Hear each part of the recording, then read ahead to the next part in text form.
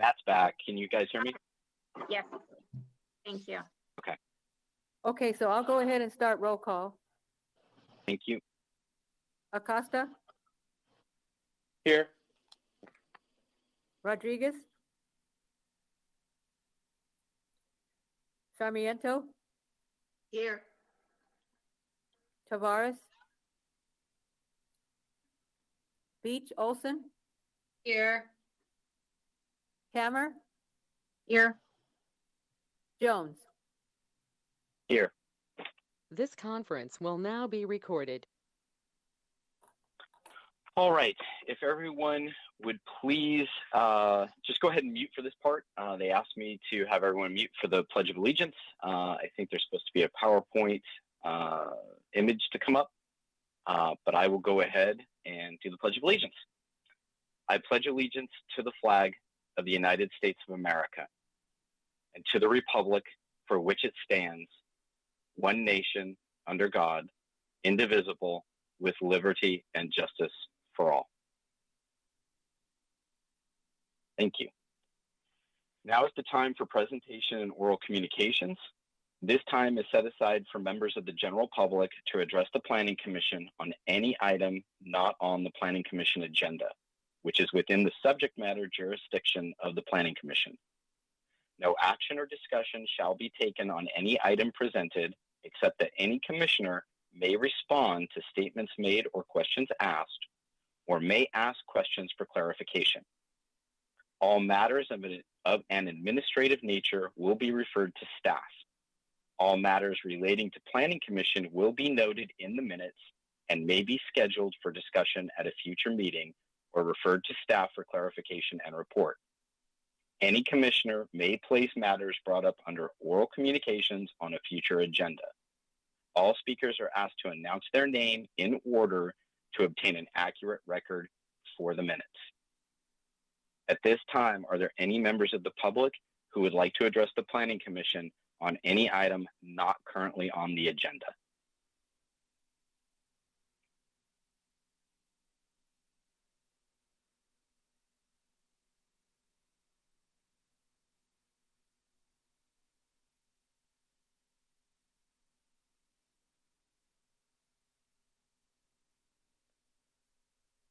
Okay, I've started my timer for a 1-minute video catch-up, and then we'll do a 1-minute delay for anyone from the public to dial in.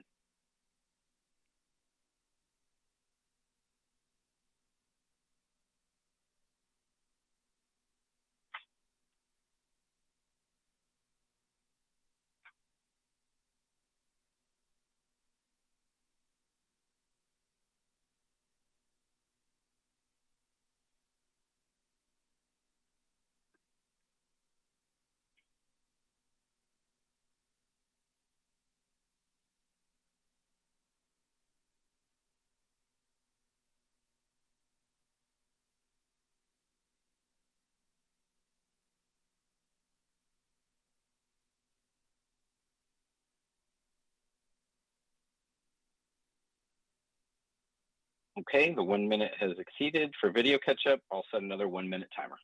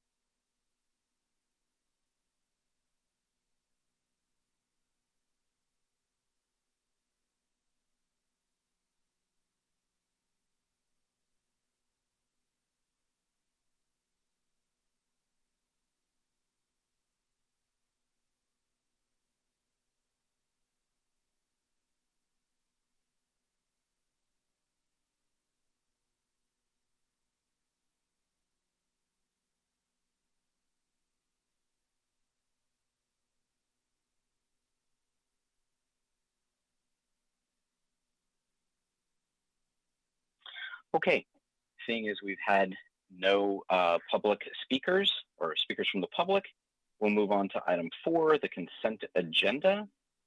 And so we are looking at a motion approving the minutes from March 3rd of 2020.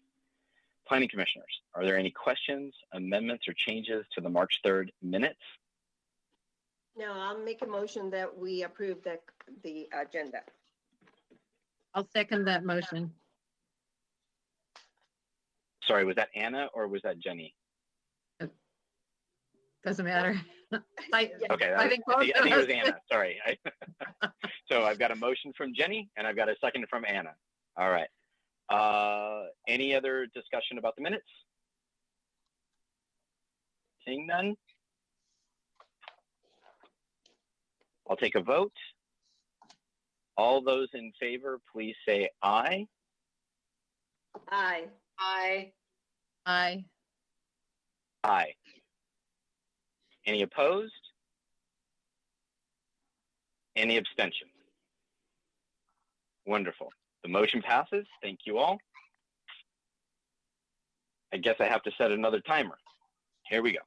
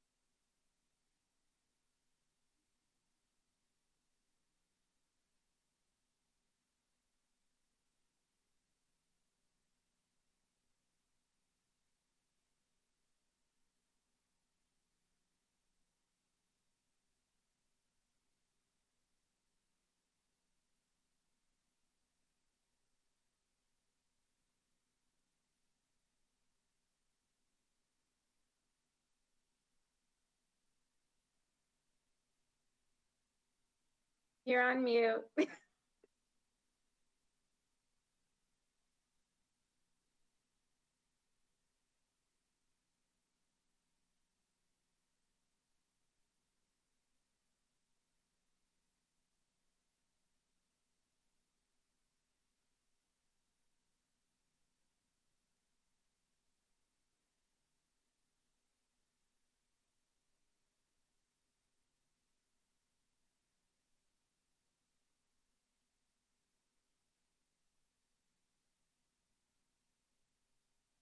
Okay, can you guys hear me now?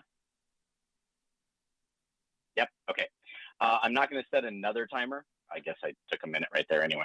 So we'll move on to the next agenda item, item A, which is consideration of a motion recommending City Council adopt the city's 2020-2021 capital improvement program with proposed public improvements and find the projects are consistent with the city's general plan filed by the city of Watsonville.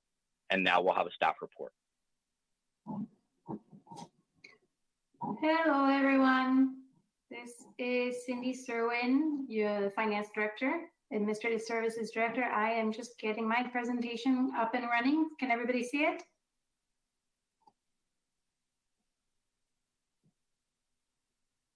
Okay. Yes. Yes. All righty. Great.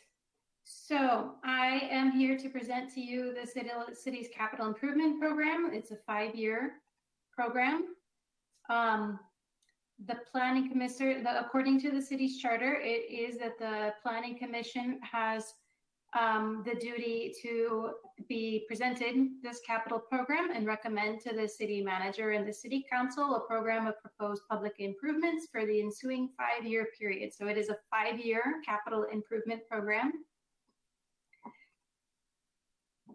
So this year, you know, we actually started this quite a long time ago. We started this way before all the coronavirus and COVID-19 everything hit. So we've actually had quite an extensive project putting together this 5-year improvement program, frankly more expansive than we have in past years. When we embarked on this program 2 years ago, I think at the end of it, we realized we really weren't fully encompassing all of the capital needs in the city. So I would say that over the last year, a number of departments, particularly the enterprise departments and the Rec and Park department, went through some very extensive master planning processes, which helped inform their proposal of capital improvement needs. So all departments were asked to submit projects in March, and the decision process on what got funded and in what year really depended on the funding source. So for the enterprise departments, as I mentioned, particularly all of the utilities went through a very thorough master planning process with some consultants this year, and then balanced out what that master planning process revealed with their ability to fund to come up with their recommended projects. Special revenue funds, the gas tax fund, SB1 funds, and Measure D are all sort of transportation related and have a lot of funding restrictions with them. The Public Works Department also goes through a very extensive internal vetting process to determine which transportation projects are theirs to fund based on their safety needs and traffic studies and all kinds of different things. And we do have representatives of Public Works on the phone so that they can explain more, or should you have any questions. General fund departments this year. Hello, did I lose you all? There you go. General fund departments, we actually began quite a while ago with myself and a representative from Public Works actually walking around and visiting all of our facilities and really encouraging departments to think broader than they had the last time we went through this, to make sure that we were fully capturing what our capital need actually is. They then submitted their projects, and of course there is a lot more need than was funding available. We started the process meeting as a committee to kind of make priorities and decisions, but we wound up having to end this process via email. So the funding decisions that you have in front of you were made through several rounds of just email communications. And of course, unfortunately, with less funding than we had originally hoped.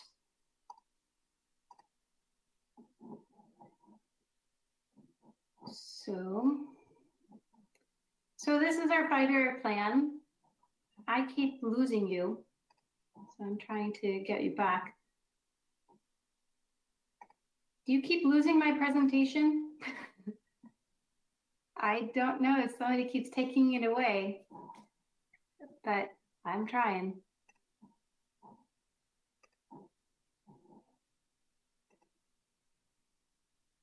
All right, try again.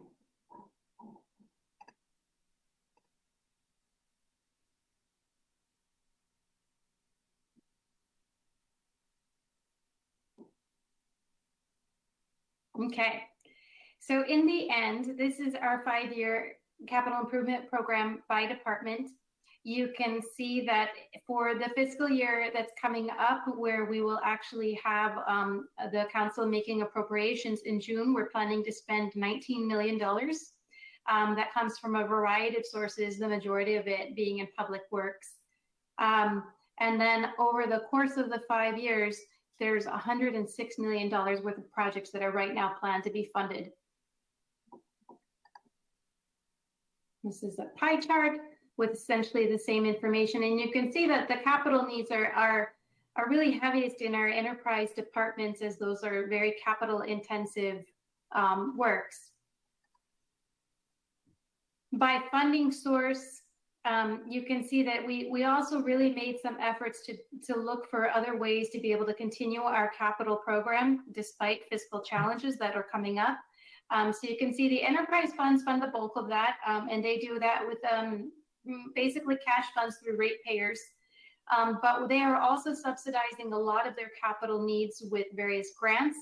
Our Parks Department has also done a fantastic job of getting a lot of grant money. Next year, they're actually getting a $1.3 million grant to do various projects within Ramsey Park.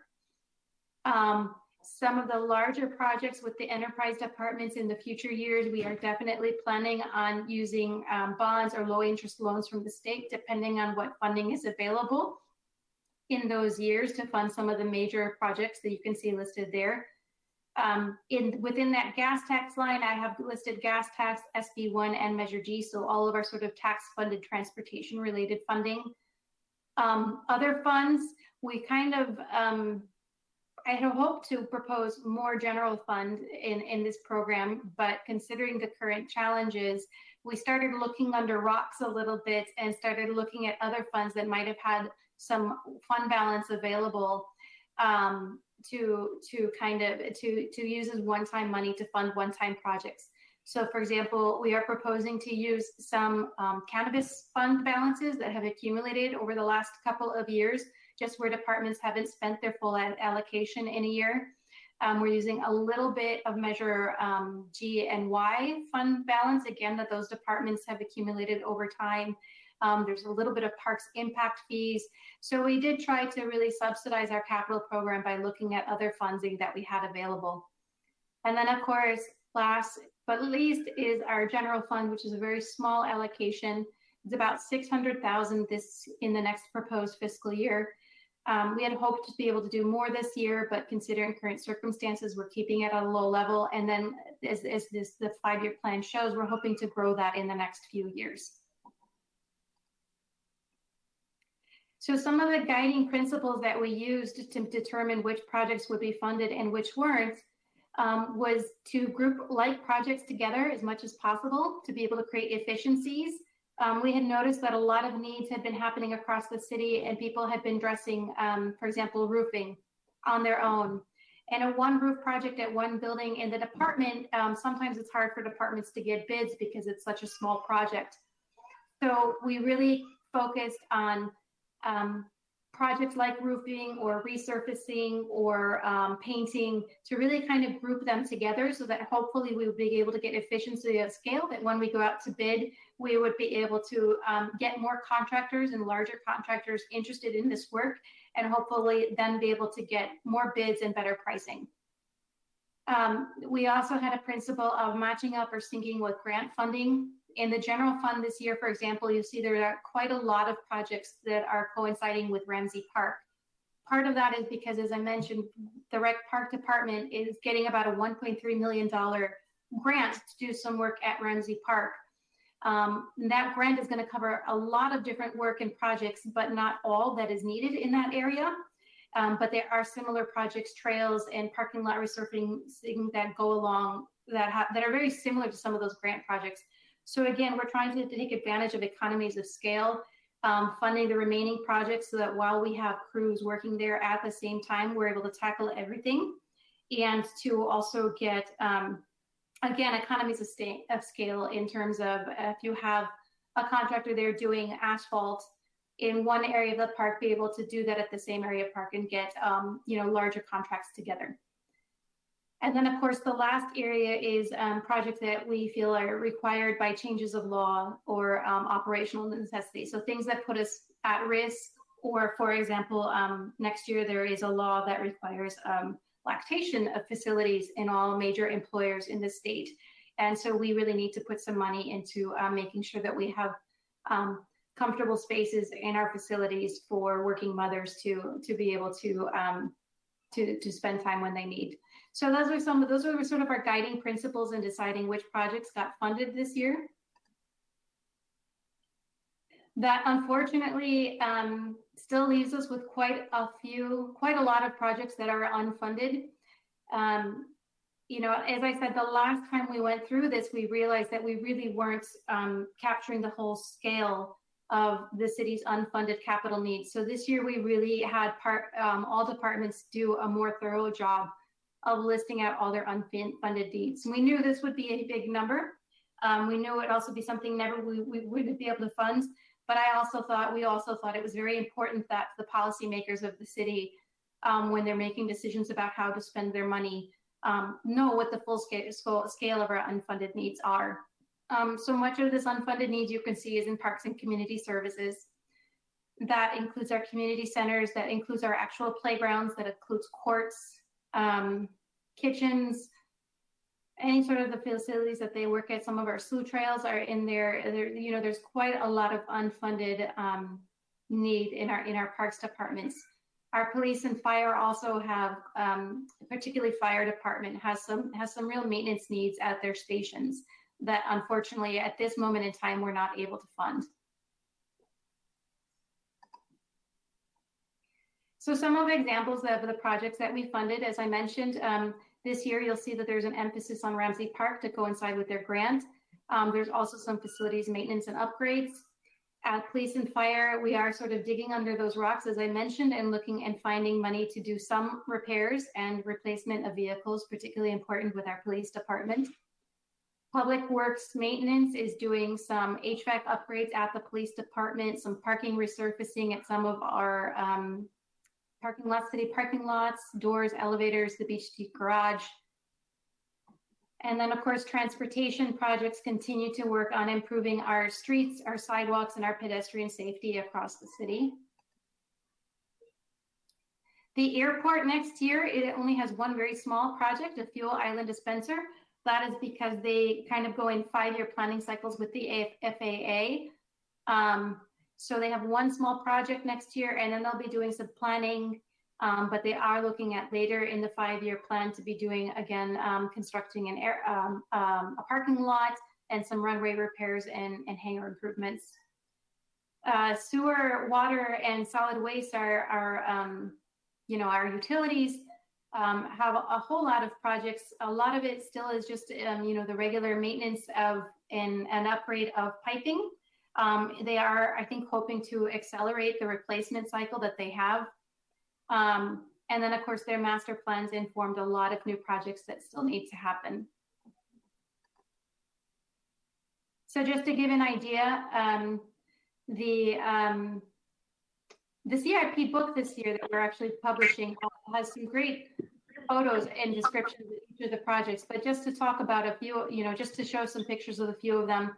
This is an example of some of our parks facilities where parking lots are cracked, kitchens are outdated and unusable, playgrounds are also not necessarily ADA compliant, picnic tables are just kind of run down.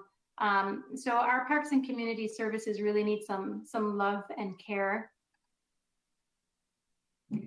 But as I said, the Parks Department got a very large grant, so you'll see a lot of focus on Ramsey Park, including a lot of the slough connector trails and the trails within Ramsey Park.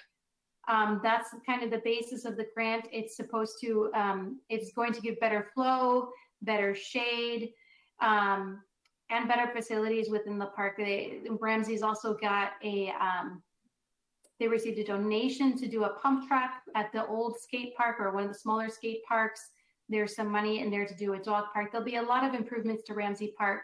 And we feel really proud to be funding these projects as well, is that Ramsey is such a central focal point for the entire community.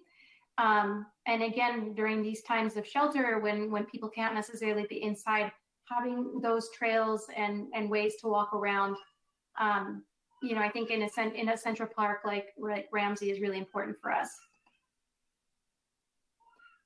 So, just one example of some of the transportation projects that are coming is Freedom Boulevard, Alta Vista to Green Valley.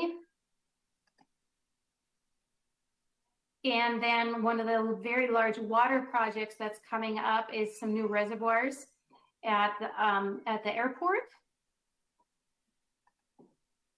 And then a very large project within the wastewater is to do some electrical upgrades. These panels are very old, and in one case you can see on the little building there, that panel actually is so rusted it can barely open and shut. So this project will probably be several years in the making, in the sense that we need to work with PG&E, and it's fairly expensive and a major undertaking, but it's very important for our wastewater utility to get this upgrade in place. That is all I have. I know you all had a chance to see the CIP book that was presented and included in your packet, which has over 300 pages of all the very different projects, from the teeny tiny $10,000 to several that are several millions of dollars each. So it's really hard to kind of capture it all here.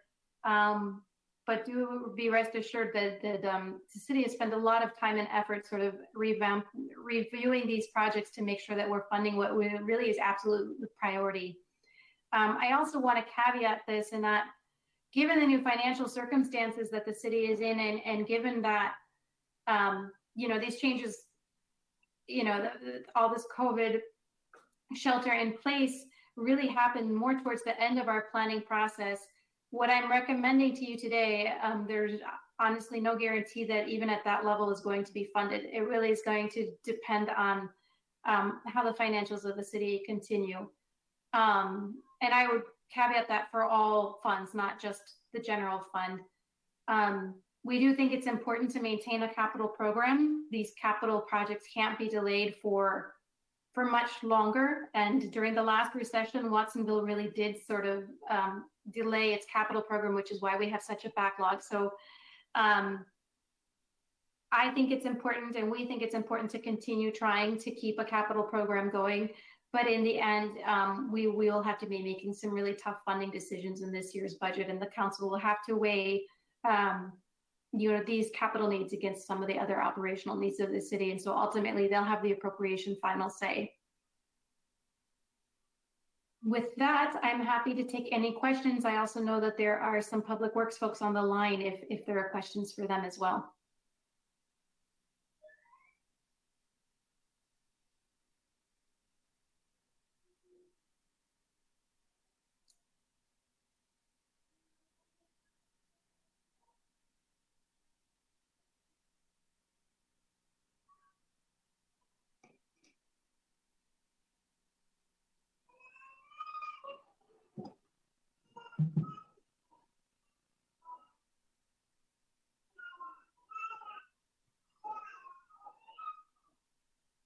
I can't hear anyone.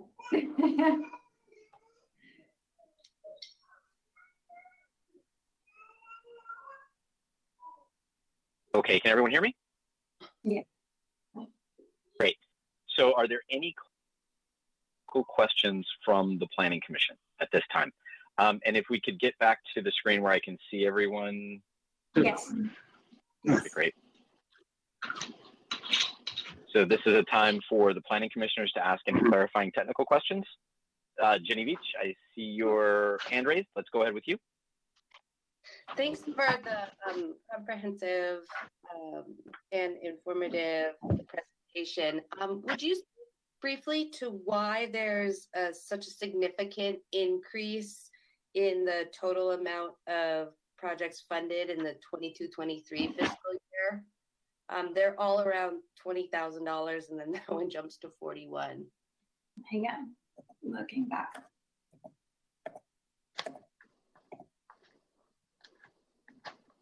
I think in that fiscal year, sorry, I'm just getting back, looking through my slides.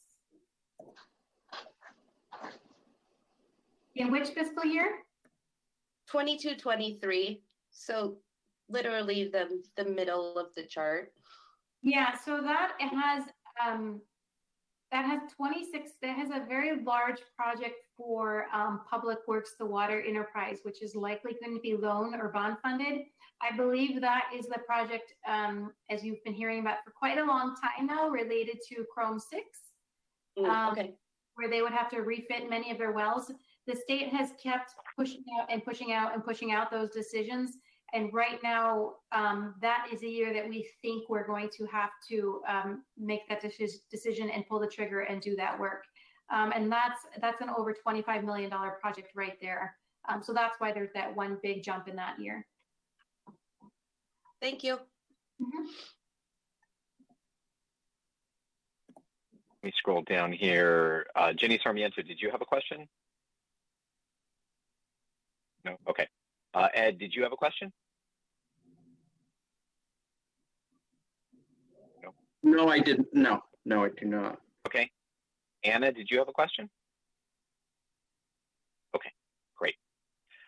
Since there are no questions from the Planning Commission, we'll take it to a public hearing. Are there any members of the public who are currently dialed in that would like an opportunity to ask questions or give comment?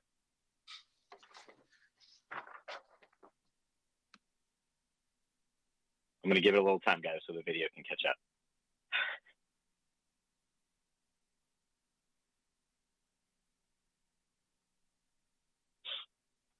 And everyone can still hear me, right? Awesome.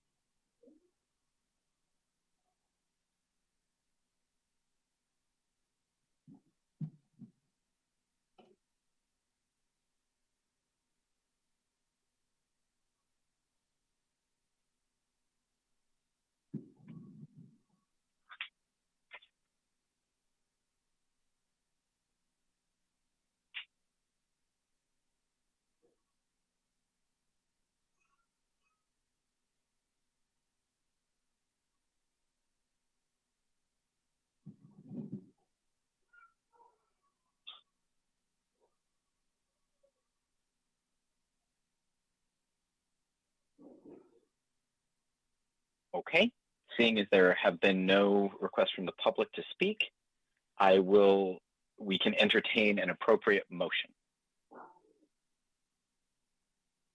Genevieve Olson? I'll make a motion to approve the recommendations, approve the staff recommendation. I'll second that. Okay, so I have a motion from Genevieve Olson and a second from Jenny Sarmiento. Are there any other deliberations that we need to undertake? Any other questions that anyone would like to ask at this point? Nope. Seeing none, I'll call for a vote. All in favor of the motion, please say aye. Aye. Aye. Aye. Aye. Any opposed? Any abstentions? The motion passes. Thank you. Thank you. Thank you, Cindy, very much. So we will move on to item B on the agenda, an application for a special use permit with environmental review to allow the establishment of an off-sale beer and wine type 20 ABC license under new ownership for an existing gas station with a 2,765 plus or minus square foot convenience store and car wash located at 676 East Lake Avenue, filed by Atam Prakash Singh Sandhu, applicant and property owner. Chair Jones? Yes. It's on a camera. I will need to recuse myself from this segment as I own a property in the 300-foot buffer zone of this project. So I'll need to recuse myself. Understood. Just Thank for you. this. Thank you. Understood. Thank you.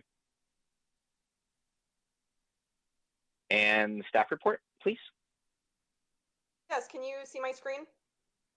We can. Okay, perfect, thank you. Good evening, Planning Commission. My name is Sarah Weichel. I'm an assistant planner with the City of Watsonville, and before you, Commission will be considering an application for a special use permit to establish an existing Type 20 ABC license under new business ownership at 676 East Lake Avenue. Hey, Sarah, sorry to jump in. Can you please turn on your camera? Oh, whoops. Okay, I thought I turned my camera on. Give me 1 second. What? Okay. Oh, here we are. Sorry. You'd think I'd be by now. Okay. Hi. Okay. Back to my presentation. Let's go here. Okay. So, and my presentation is back up, correct? Yes. Okay, thank you. All right, so again, the proposal before you this evening is to establish an existing Type 20 ABC license under new ownership at 676 East Lake Avenue. The staff report will consist of a brief overview of the project location and the proposed project. Additionally, there will be a brief discussion on the alcohol-related uses requirements of the alcohol ordinance for the City of Watsonville. Then staff will discuss a glimpse at the conditions of approval for the project and the the findings required to support approval of the project. The project location is at 676 East Lake Avenue. The general plan designation for the property is general commercial, and the zoning district, it's located within the neighborhood commercial zoning district. There are a variety of commercial uses adjacent to the property in the neighborhood commercial zone, and the uses towards the rear of the property are single family residential related uses.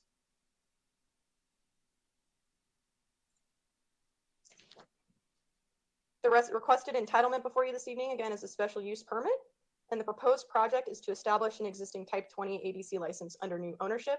A Type 20 ABC license is to allow for off-sale beer and wine sales.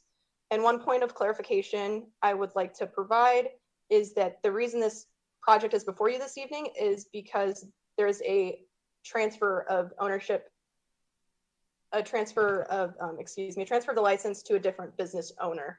So the property owner has owned the property for an extended period of time, and the previous tenant ran the business, and now the property owner is taking over the business. So they are now transferring that Type 20 ABC license to their ownership, which again, which is why this proposal is coming before you this evening.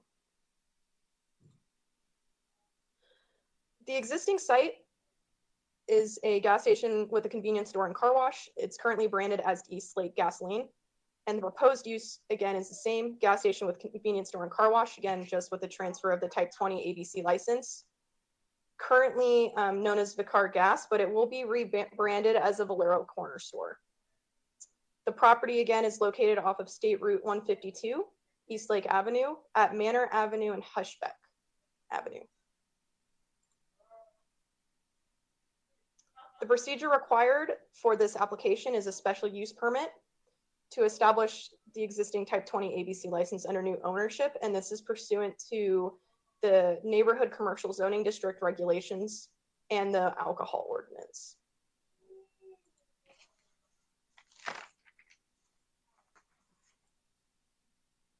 And now staff will discuss the alcohol-related uses ordinance and the process required for any alcohol-related use to establish within the city of Watsonville.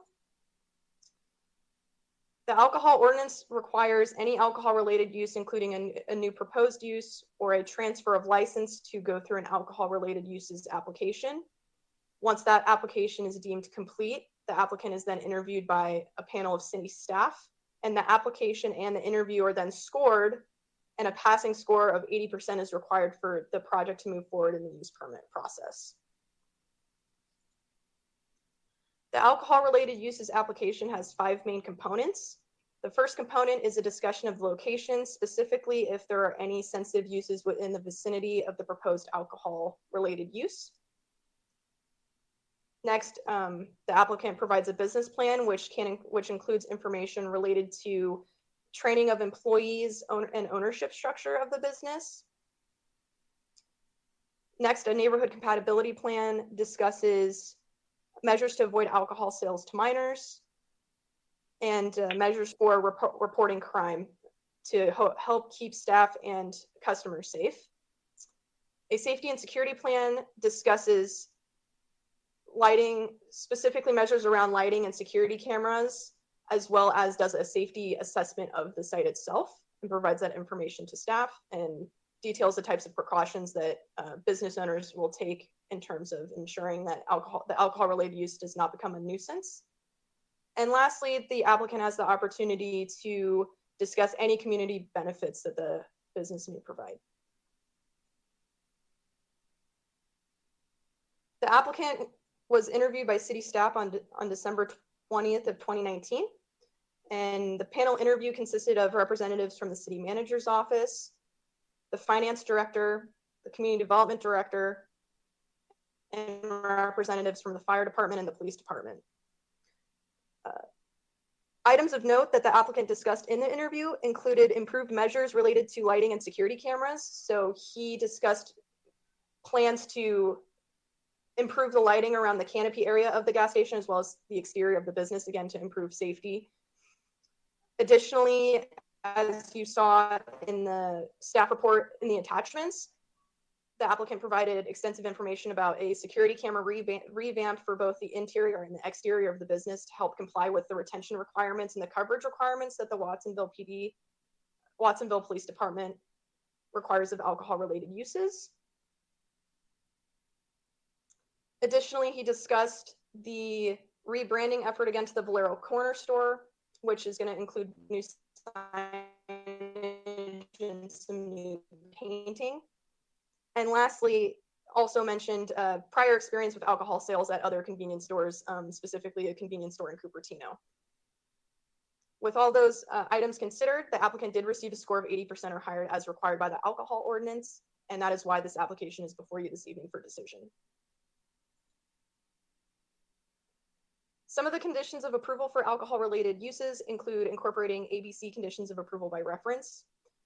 Additionally, a premises monitoring program is required for applicants. So there's a certain amount of times per day business owners have to make sure that any trash or litter is cleaned up on not the residence, on the property to again keep it safe and clean. Both the Watsonville Police Department and the Planning Department have regulations and requirements around window obstructions. This is again to allow for adequate visibility into and outside of the convenience store. ABC licensee education on alcohol and drugs training is required of all alcohol business owners and staff within 90 days of approval of the use permit. The applicant actually discussed in his interview that he has already looked into online training modules for lead training and did provide documentation to staff that he had taken some of the online trainings. So he is aware of that requirement. And lastly, signage is required to be posted within the business to make sure that the public and customers are aware of that no alcohol sales are allowed to anyone under the age of 21. Based on that discussion in the staff report, the Planning Commission may make the required special use permit and alcohol-related uses findings in support of the transfer of ownership. And lastly, staff recommendation is that Planning Commission adopt a resolution approving the special use permit application PP 2019-374 to allow the establishment of an off-sale beer and wine type 20 ABC license under new ownership. And that concludes the staff report, and I am happy to answer any questions. Great. Can everyone still hear me? Awesome. I made it through this time. Okay, so are there any clarifying questions, clarifying or technical questions from the Planning Commission? I get a no from Jenny Beach Olson, no from Jenny Sarmiento, no from Ed, and I know Anna had to recuse herself from this particular item. So, seeing there's no technical questions, do we have an applicant online and would they like to make a presentation?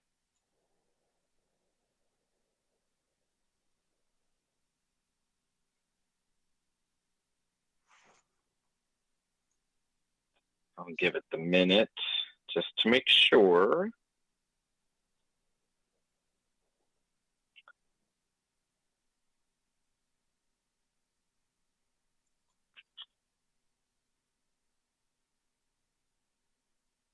Once again, if the applicant has joined us online or dialed in, please let us know.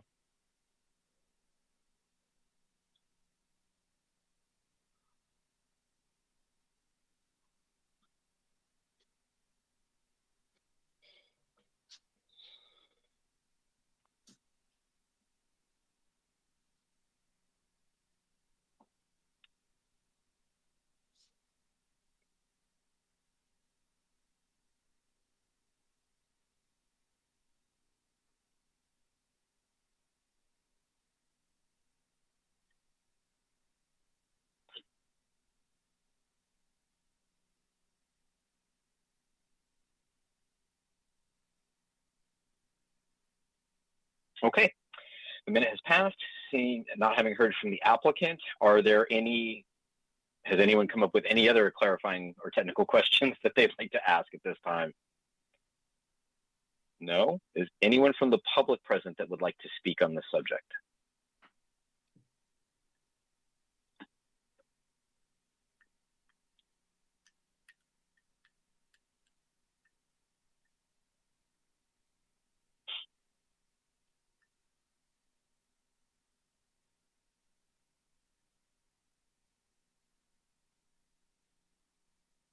Once again, the floor is open for people from the public who would like to speak on this particular topic.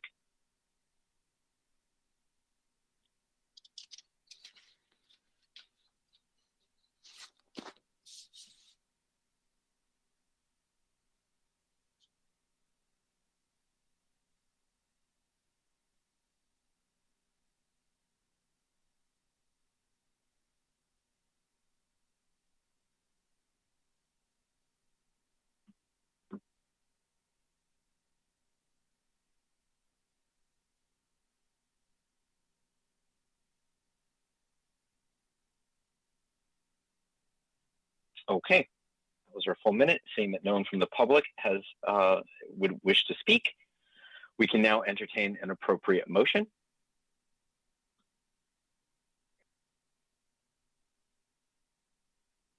Would anyone from the Planning Commission? Staff recommendation. Okay, I have a motion from Genevieve Olson. Is there a second? Can I second? Yeah. I'll second. All right, we'll take it to, are there any, this is our time for deliberation, folks. So is there anything that we want to ask each other? No? No?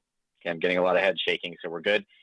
All right, then I will call for a vote. It was brought to my attention that maybe it might be good for us to do a roll call vote in this environment, just so it's really clear who votes when and where. So Deborah, I will ask that you conduct a roll call vote on this, please. Okay, so the motion is to approve staff recommendation, and I will start the roll call. Acosta? Yes, I'm here. Yes. Can you hear me? Yes, Okay. thank you. Sarmiento? Yes. Beach Olson? Yes. Jones? Yes. Motion has passed. Thank you. Sarah, thank you so much for your presentation. All right. And it looks like Anna's come back to us. Yay. All right, moving on. The next item agenda is an application for a special use permit with minor design review and environmental review to allow construction of 2 distillation towers over 35 feet and upgrade internal equipment for the Agron biodiesel facility located at 860 West Beach Street, filed by Roxby Hartley with Way Agron Bioenergy, applicant and property owner. And now we will have a staff report. Thank you. Good evening, Planning Commissioners and the residents of Watsonville. My name is Ivan Carmona, and tonight I'll be presenting the special use permit with minor design review and environmental review for the Agron facility project, file PP 2018-282. So staff, the presentation tonight will be briefly going over the project location, the background, the future trail, proposed project, the procedures, discussion, CEQA, findings, and the staff recommendation. The subject site is located at 860 West Beach Street, located northwest of Wedge Beach Street and Industrial Road intersection. As you see on this slide, 2 parcels make up the subject site, APN 018-321-01 and 018-321-02. The site is developed with a 19,924 square foot industrial building and an attached 5,000 square foot steel canopy. The entire parcel is paved in concrete and asphalt. The site also contains tank farms where the raw materials are stored and piped to the facility in a sealed system. The land immediately surrounding the facility on 3 sides is flat and is developed for industrial use.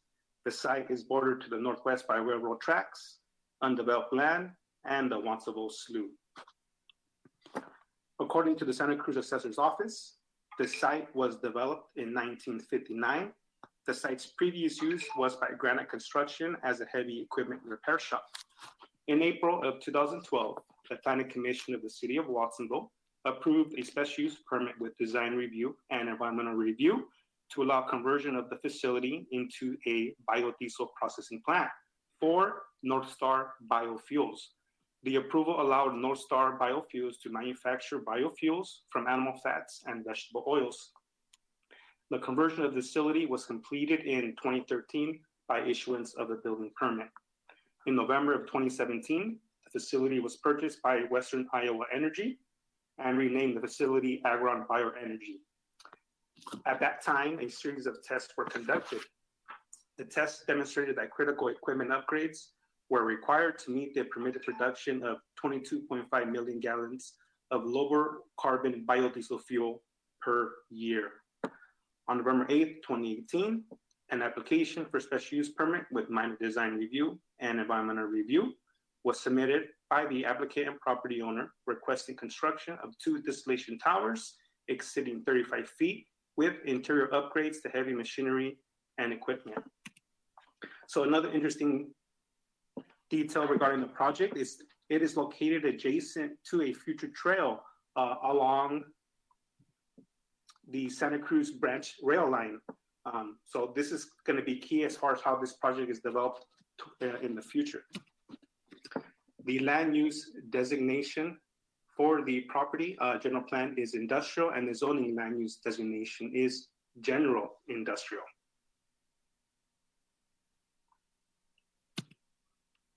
The project proposes to improve the processing of biodiesel fuels by reconstructing the existing 65-foot distillation tower and constructing a second 60-foot distillation tower, as well as interior upgrades to heavy equipment and machinery, as well as installation of a new oil heater. This slide is a rendering showing the construction of the the reconstruction of the existing 65 distillation tower. This view is from West Beach Street.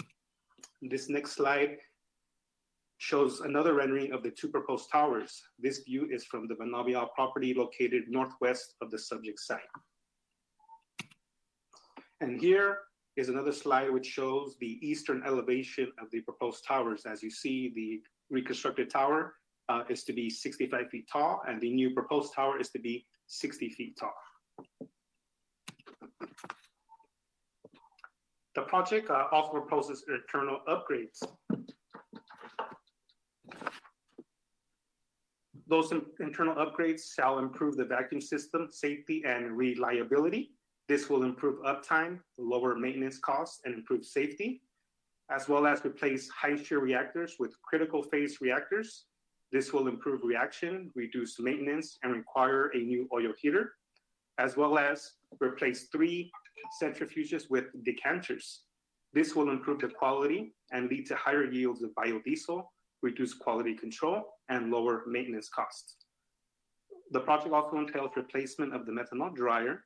This improves material use by reusing wet methanol and will reduce traffic because wet methanol will be reused and does not require to be hauled off by trucks. The main component of the project is the re-engineered biodiesel tower as well as the new glycerol flash tower. This will lower the energy usage and will lead to higher yields and cleaner product, leading to higher glycerol prices. At the end of this project, they will also install a methanol detection system and leak protection program as required by the safety management plan.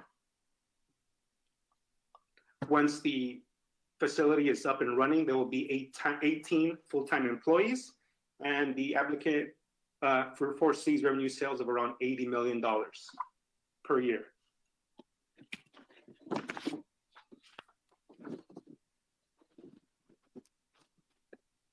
This is a slide of the floor plan of the existing facility. As you see here, all work is proposed inside the existing building footprint.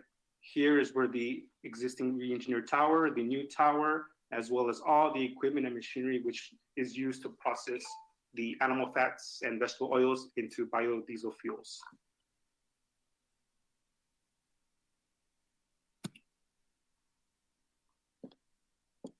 The procedures required for the project are a special use permit with minor design review.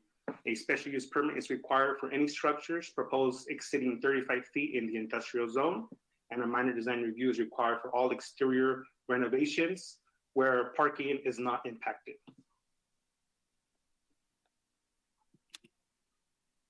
Now I will discuss briefly the general plan consistency, the project consistency with regulations, the oil heater and lot consolidation, the floodplain development, the environmental review, findings, and I'll go over briefly one condition requiring revision.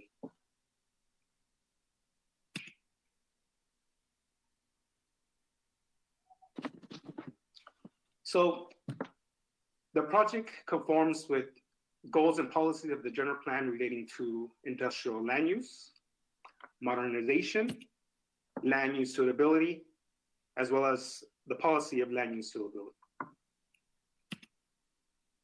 The project is also consistent with the industrial zoning district development standards, such as setbacks, building heights, parking, trash enclosure, lighting, Monterey Bay Air Resources District permit, and lot consolidation. Since the project is proposing all modification and improvements within the existing building footprint, except for the oil heater, setbacks are not affected by the project. The main component of the project is the new or the construction of 2 distillation towers over 35 feet, which requires a special use permit in the industrial zoning district. As you see in this slide, the site plan demonstrates 20 parking spaces, but according to Watsonville Municipal Code, section 14-17.501, 29 spaces are actually required as a project condition of approval. The applicant is required to revise the site plan to demonstrate the required 29 parkings prior to issuance of a building permit. The project also entails construction of a new trash enclosure that meets current municipal code requirements and public improvement standard S-602. As a project condition of approval, the site plan shall be revised to demonstrate the required trash enclosure. Another interesting character of the project is that our standards for the industrial development does not have any lighting requirements, but luckily for us, we do have a finding where staff has to make sure,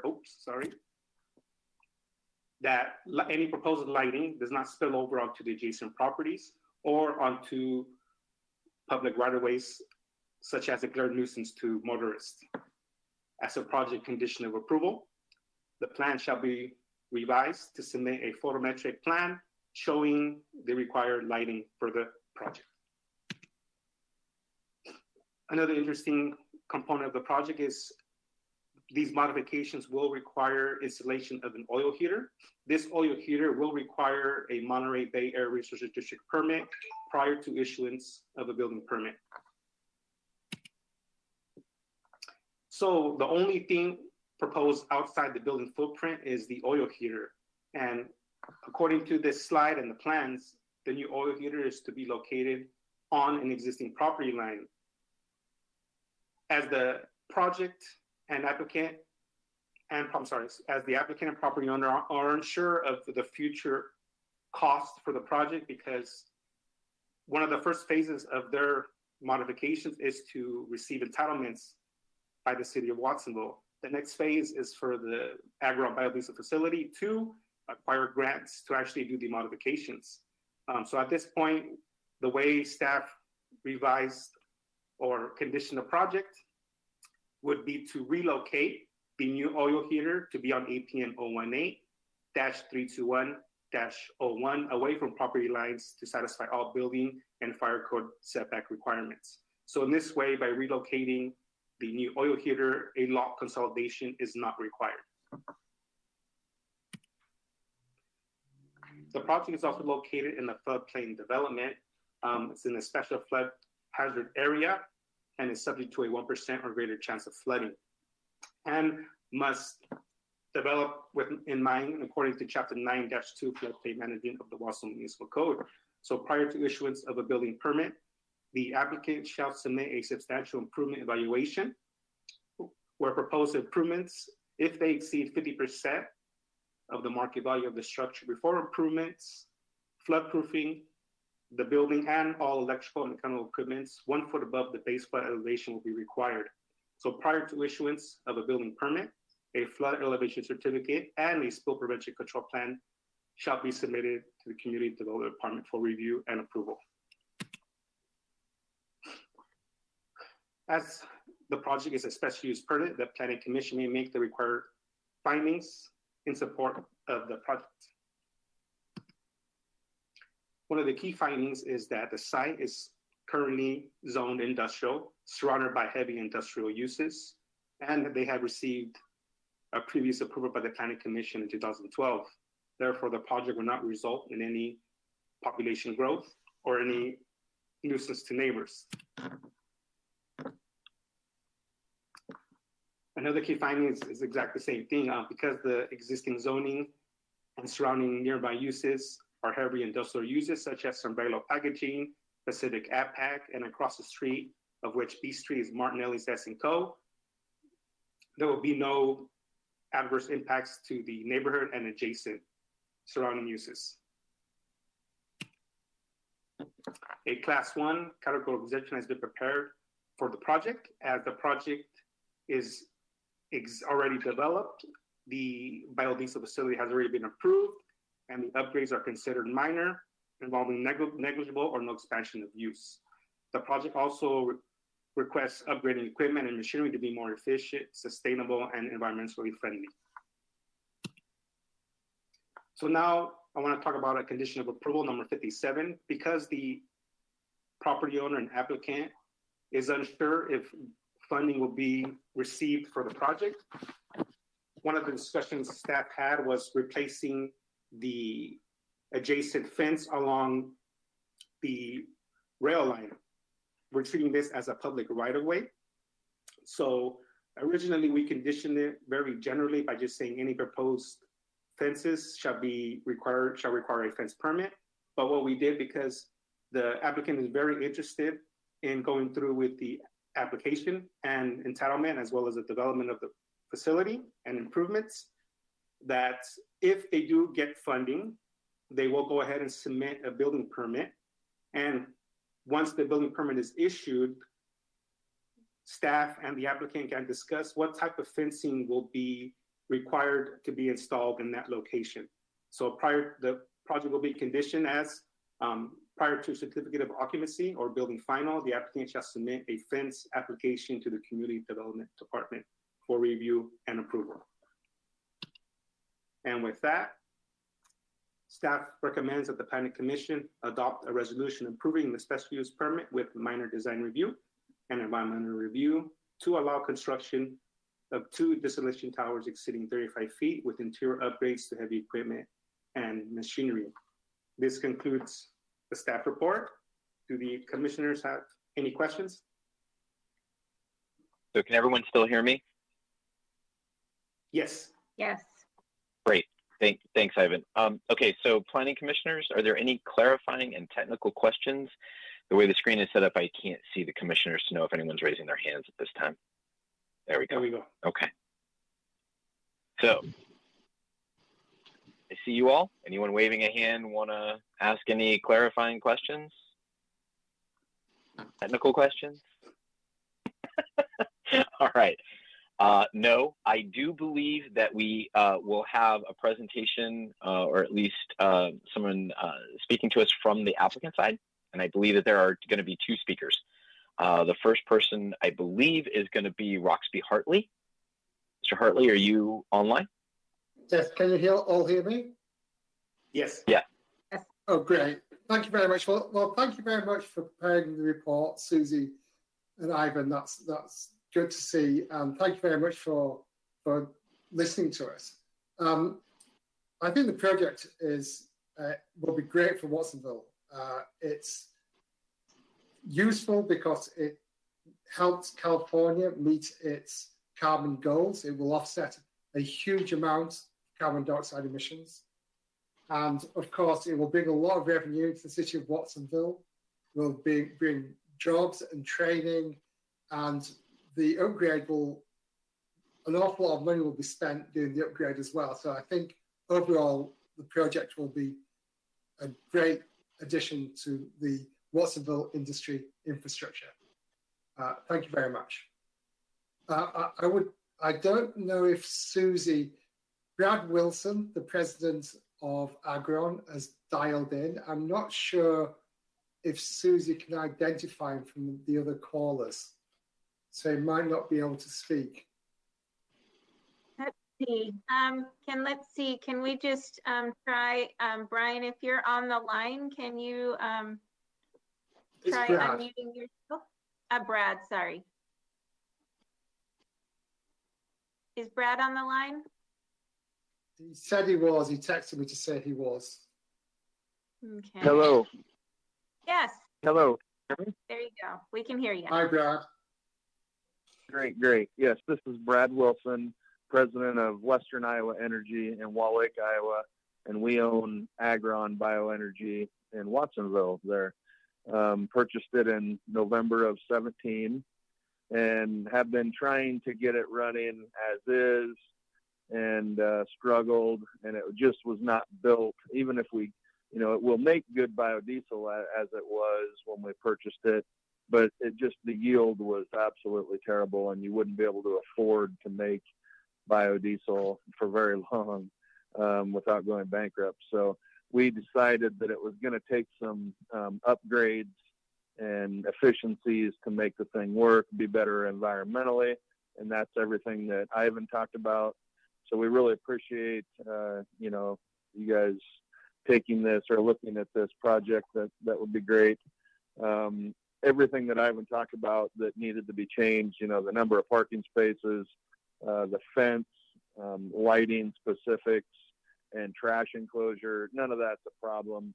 And, he mentioned the possibility of funding or not funding.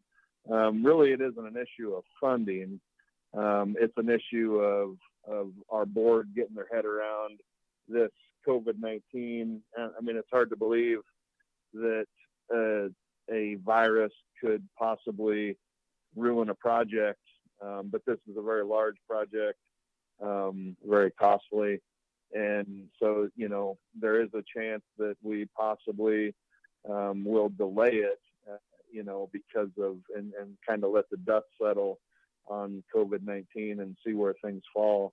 But as of right now, we still are pressing on with the builders and the engineering companies to try to get a good contract signed for exactly what Ivan laid out.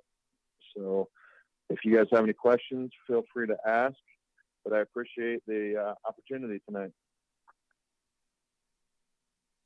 Thank you, Brad. Much appreciated. Are there questions to the applicant from Planning Commission?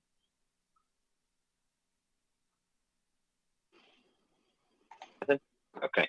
This is Ed. I have no questions. Okay. Thanks, Ed. So it gives me the next, since the applicant presentations, are there any other clarifying or technical questions that have popped up? Seeing none, we'll move it to a public hearing. So I will once again give us that delay in case so the video can catch up. If there's anyone from the public who's online and hearing this live that would like to address the Planning Commission on this particular topic, let's go ahead and hear from you now.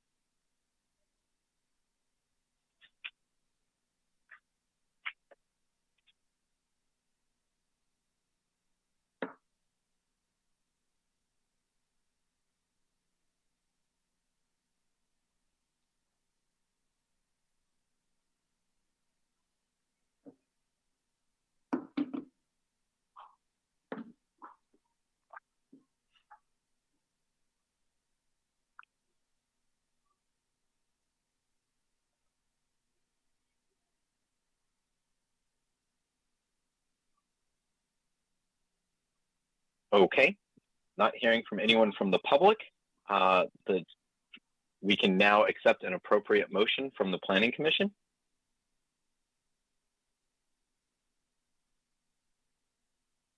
I'll make a motion to accept staff's recommendation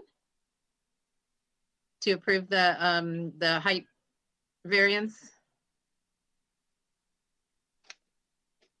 I'll Okay, second. is there a second? Jenny Sarmiento seconds.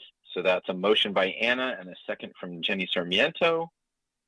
Any discussion points on this particular topic? Not hearing any. I'll go ahead and call for a roll call vote again. Deborah, please.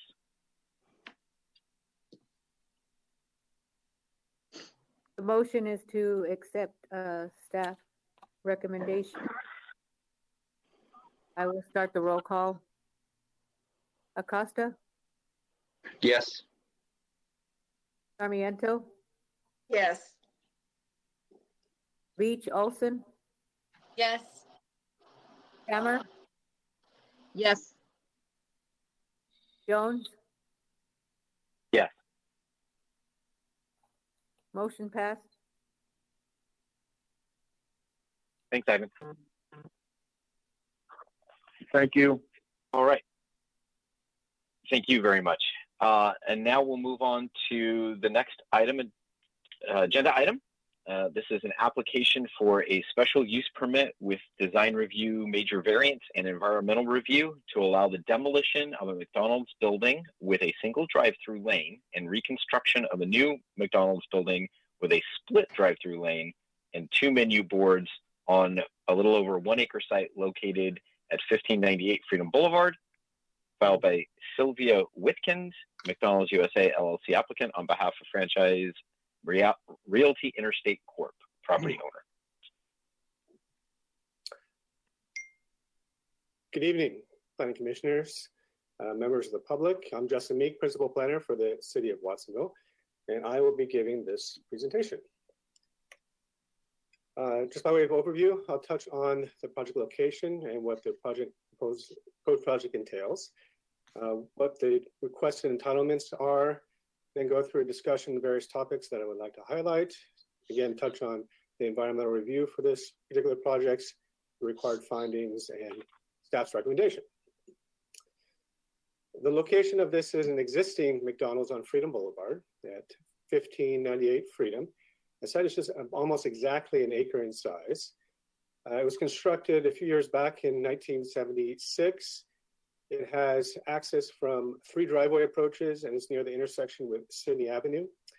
And it's bordered by a Kentucky Fried Chicken restaurant to the north and a gas station across the street and a car wash right next to it. The lot behind it is vacant, and beyond that is a mobile home park.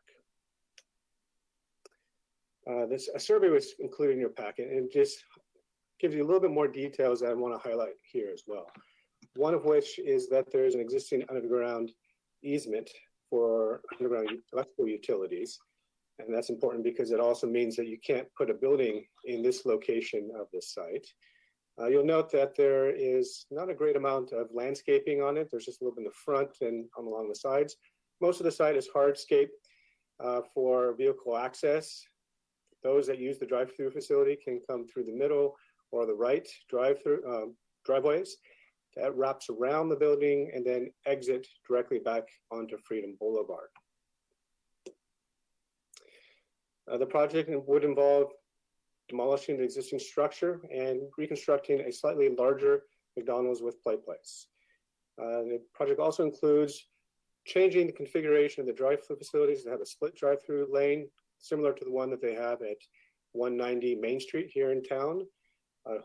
Completely redoing the circulation and layout of the parking lot, having some space in front of the building that can be used for a number of things, including outdoor seating. There's a lot more new landscaping, new lighting is included with this, a trash enclosure, and with any new projects that are subject to the city's stormwater requirements, that they have to meet post-construction stormwater requirements to ensure that the post-construction drainage is as good or better than it is today. This is the site plan showing the layout of this. As you can see, one of the main changes as you enter the site is there's no longer 3 driveways, but now 2. The middle one is aligned perfectly with Sydney Avenue, and the remaining driveway would be narrowed from 30 to 20 feet in width. As drivers come into the site, they have the options to park or enter into the split drive-through lane facility before re-merging to pick up their order. Another thing I want to highlight is as they leave, they enter into the on-site circulation before making their way back to Freedom Boulevard. The proposed parking is wrapping pretty much around the building. You see that they've located the building towards the middle of the site. This area here is a concrete pad in front. It's roughly about 2,000 square feet in area, and I'll touch on that a little bit later as well. And the other thing I want to highlight is that there is a direct pedestrian path that goes into the site but doesn't cross the drive-through lanes. It's always good to show the landscaping plan. Just makes it add a little color, makes it sort of easier to visualize what's being proposed. There's a mixture of a number of different plants, including drought-tolerant trees and other landscape materials. You can see there's some landscaping that are incorporated over here by the split drive-through lane as well. And you can see there's some stormwater facilities over here and over here that would serve to help treat and contain stormwater in a rain event. This particular project involves both a special use permit and design review. While a restaurant is principally permitted in this commercial zone, a drive-through requires issuance of a special use permit, and any new development is subject to design review. There's also a major variance request. It's a major variance because it doesn't qualify for a minor variance, and it's included with this packet for all the consideration by Planning Commission. Anything that involves, for example, signage is considered a major variance. And in this case, the signage request is to not apply the strict application of a single menu board for this drive-through facility. The discussion topics I want to highlight include everything from compatible use to the healthy eating options. This is just an overview slide of the different topics I'm going to be touching on in a moment. In terms of compatible use, it's already a McDonald's. It's been that way since the 70s. It provides a convenient location for those that wish to patronize this McDonald's. It's located along a principal arterial. There's a lot of traffic that travels on Freedom Boulevard. There's already site improvements that the site can tap into, and it currently is. And as I'll talk about a little bit more later, there's also some further enhancements that are being done to improve their overall pedestrian and bicycle safety of those visiting and leaving the site, and that it meets the drive-through facility restrictions per the city's ordinance. For instance, there's locational requirements for any drive-through, one of which is that you can't have more than one within 200 feet of a signalized intersection. Well, this site happens to be more than about 300 feet or more from the nearest signalized intersection.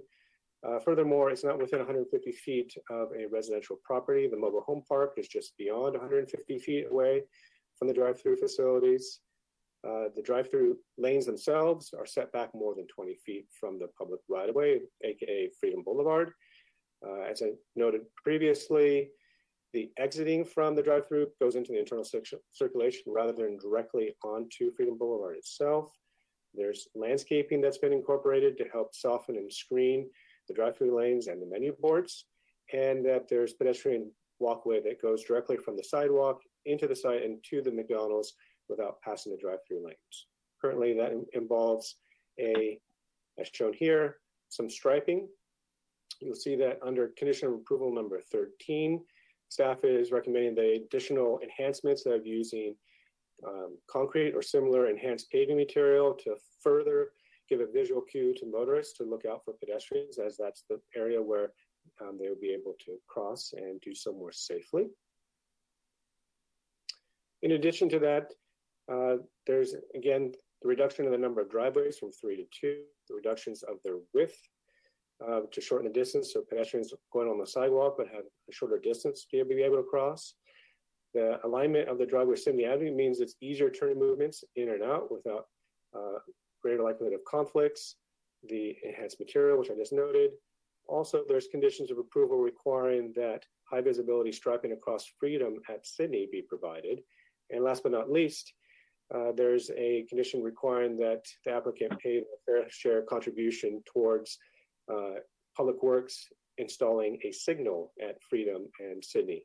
And McDonald's contribution would be in the amount of $55,000 in today's terms, and if the building permit happens in the future, it would be adjusted for inflation.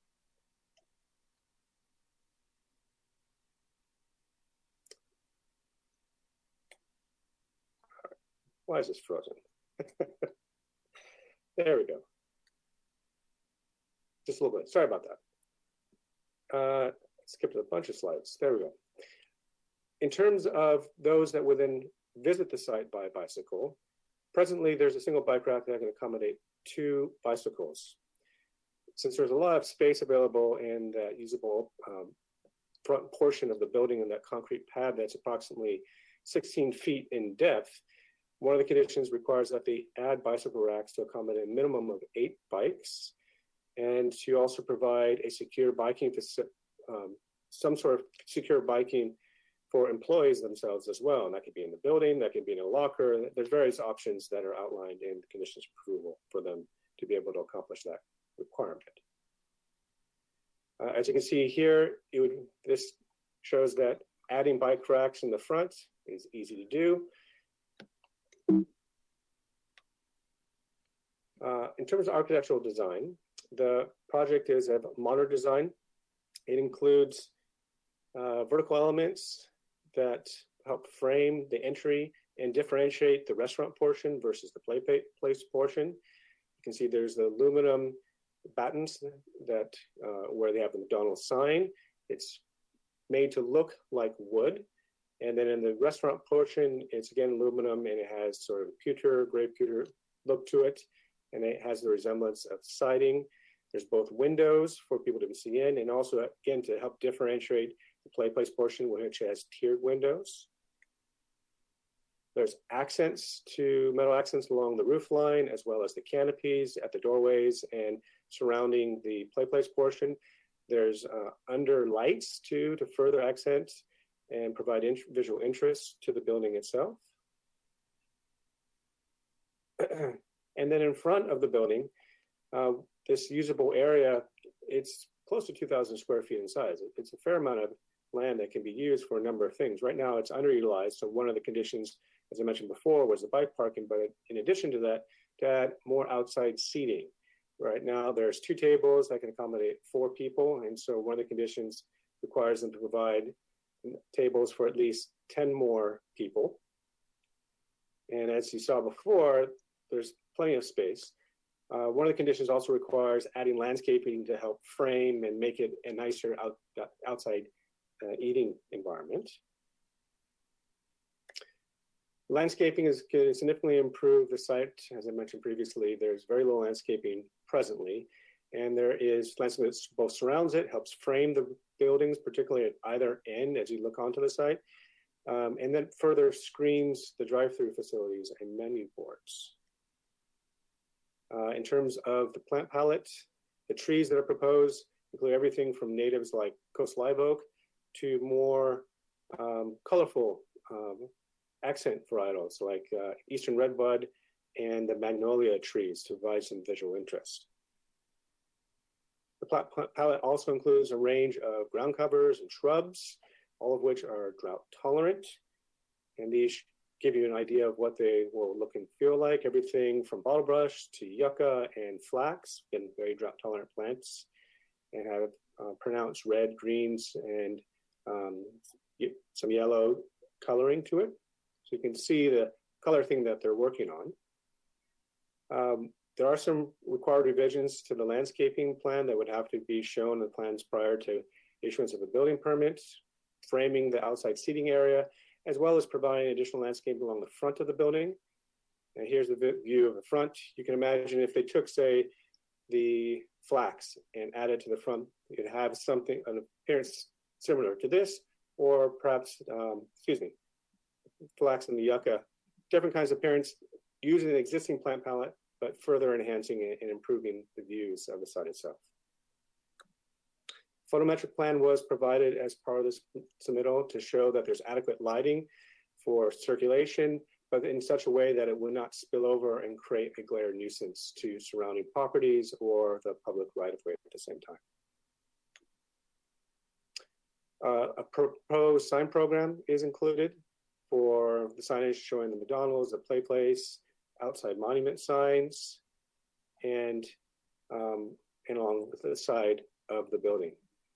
The staff has already checked to make sure that the aggregate area of the signage is less than what's permitted per our ordinance. And with any submittal for a building permit, they'll have to obtain a separate sign permit as well. Now, as I mentioned before, there's the major variance. The current restrictions on menu boards for drive-through facilities specify that there can be only one menu board per drive-through facility. And to accommodate the split drive-through lane configuration, they will need at least two. You'll see that what they proposed is two menu boards. However, they're utilizing a smaller design that's about 10 square feet in area. And so the aggregate area is less than the maximum allowed of 30.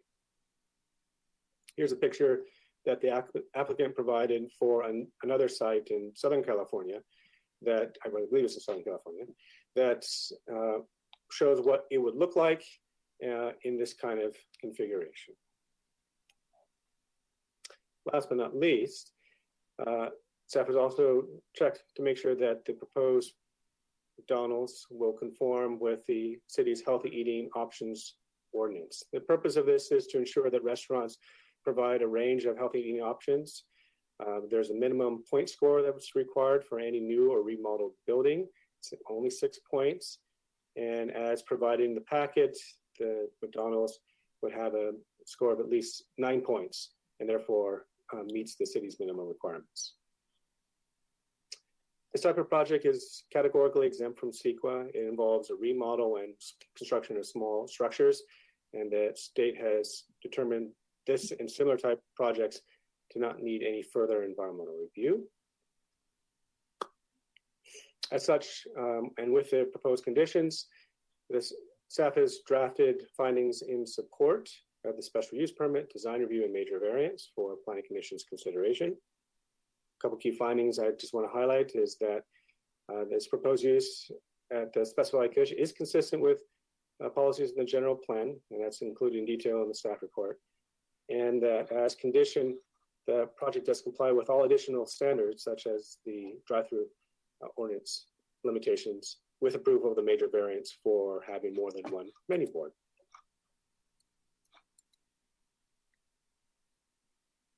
Staff's recommendation, therefore, is that the Planning Commission adopt a resolution approving the project, specifically the special use permit with design review, major variance, and environmental review, to allow the demolition of the existing McDonald's building with a single drive-through lane and reconstruction of a new McDonald's with a split drive-through lane and two menu boards on a 1.01 acre site located at 1598 Freedom Boulevard. That concludes my presentation, and we'll invite any clarifying questions that the Planning Commission may have. Great, thanks, Justin. So can everyone still hear me? Justin, can you hear me? Yes. Oh, yes. Yes, I can hear you. Okay, sorry. Great, thanks. So are there any technical or clarifying questions from the Planning Commission? I can't see anyone right now, so I don't know who's raising their hand.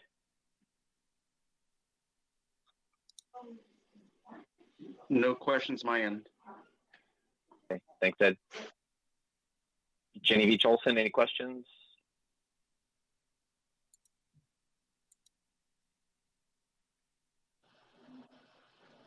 I can't see anyone. The presentation's still up, so. Jenny Sarmiento, any questions? There we go. Now I can see you guys. Anna, do you have any questions? No. Okay. Do we have an applicant presentation portion of this agenda item? The applicant indicated they didn't necessarily have a presentation that they wanted to give, but would be available if there was questions. Okay. Do we have any questions for the applicant at this time from the Planning Commission? No. Hearing none. Okay, once again, any other clarifying technical questions? I don't think we have any. Is there anyone from the public who would like to speak on this topic to the Planning Commission? And I'll set my timer.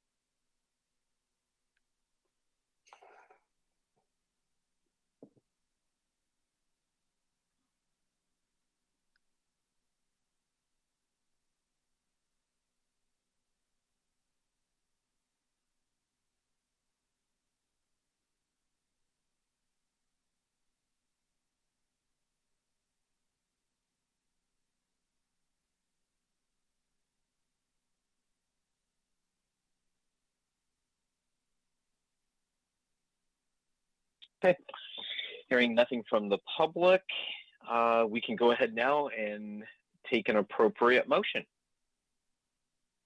there anyone from the Planning Commission who'd like to make a motion on this?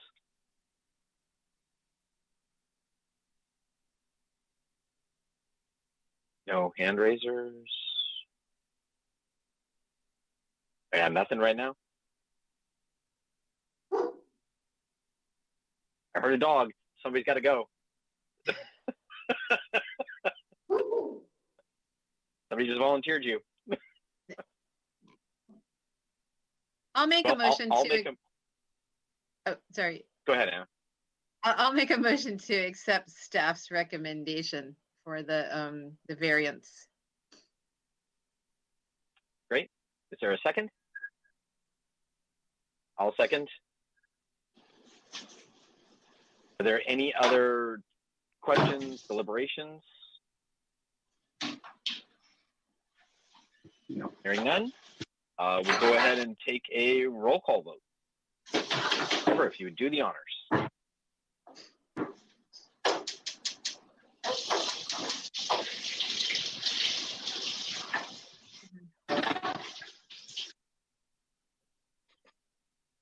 Somebody's got a lot going on in the background. Okay, the motion is to accept staff's recommendation. I will start the roll call. Acosta?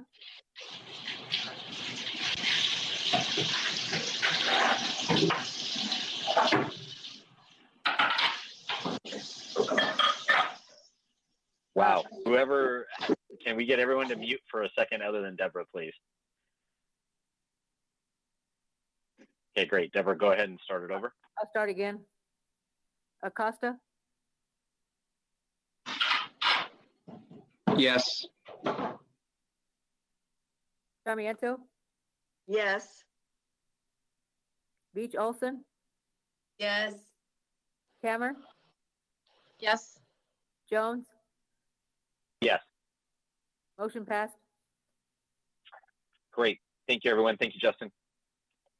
Now we'll move on to our last agenda item, recommendation to City Council for adoption of a mitigated negative declaration and approval of a lot line adjustment, density bonus, plan development, and special use permit with design review and environmental review to allow construction of the Miles Lane project on a 4.7+ acre site, filed by Elizabeth Nahas Wilson with Mid-Penn Housing Corporation, applicant on behalf of Michael C. Marchisio Trust and Namvar and Shireen Dinyari, property owners.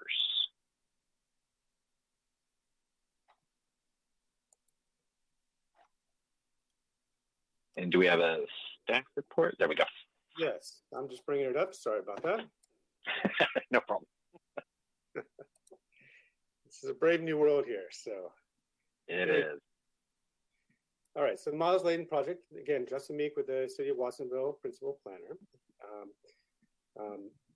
Planning Commission members of the public. I'll be presenting on this joint project between Mid-Penn Housing and Encompass. There we go. Similar to all my presentations, by way of overview, I'll start with the project location and what the proposed project entails, the requests and entitlements, and the procedure for reviewing this project, a discussion of key aspects of it that I'd like to highlight. The sequence on this is a little bit more involved, and I'll talk on that. And just by way of letting you know, we have the consultants that help the city in preparing the required environmental analysis, MIG or MIG, and they will be providing a presentation following mine on those topics and are available for questions. Then talk about the required findings and staff's recommendation. I'm going to put my phone on mute so you don't hear that. All right. And of course, the applicant, MidPen, is available too, and they have a presentation that they will give following the CEQA presentation. And so just let you know what we'll be doing tonight. The site is close to 5 acres in size and includes 3 properties at the following addresses here. You'll know it's kind of an interesting sort of L shape along this property, and then here, and here's another vacant lot. So 2 of the lots are primarily vacant. This property over here at 161 Miles Lane is where Encompass is currently located, and they have a treatment facility in those buildings. There's some existing homes that are rentals here, and then the next property over where you have a portion of the upper Watsonville Slough is primarily vacant or not developed. Surrounding environment is residential. There's a lot of single family and multifamily structures. To the south or rear of the site is a mobile home park. Off to the right and up the hill towards Freedom, it transitions into various kinds of commercial properties, restaurants, and office and others. But generally speaking, the site is surrounding in a residential neighborhood. As you can see by the land use designation, a majority of the developable portion of the site is designated for medium density residential and is in the RM2 zoning district. The portion that corresponds with the upper Watsonville Slough, where there's the creek or stream, is reserved as environmental management and is intended to be protected as such, as open space. The project would involve demolishing existing structures.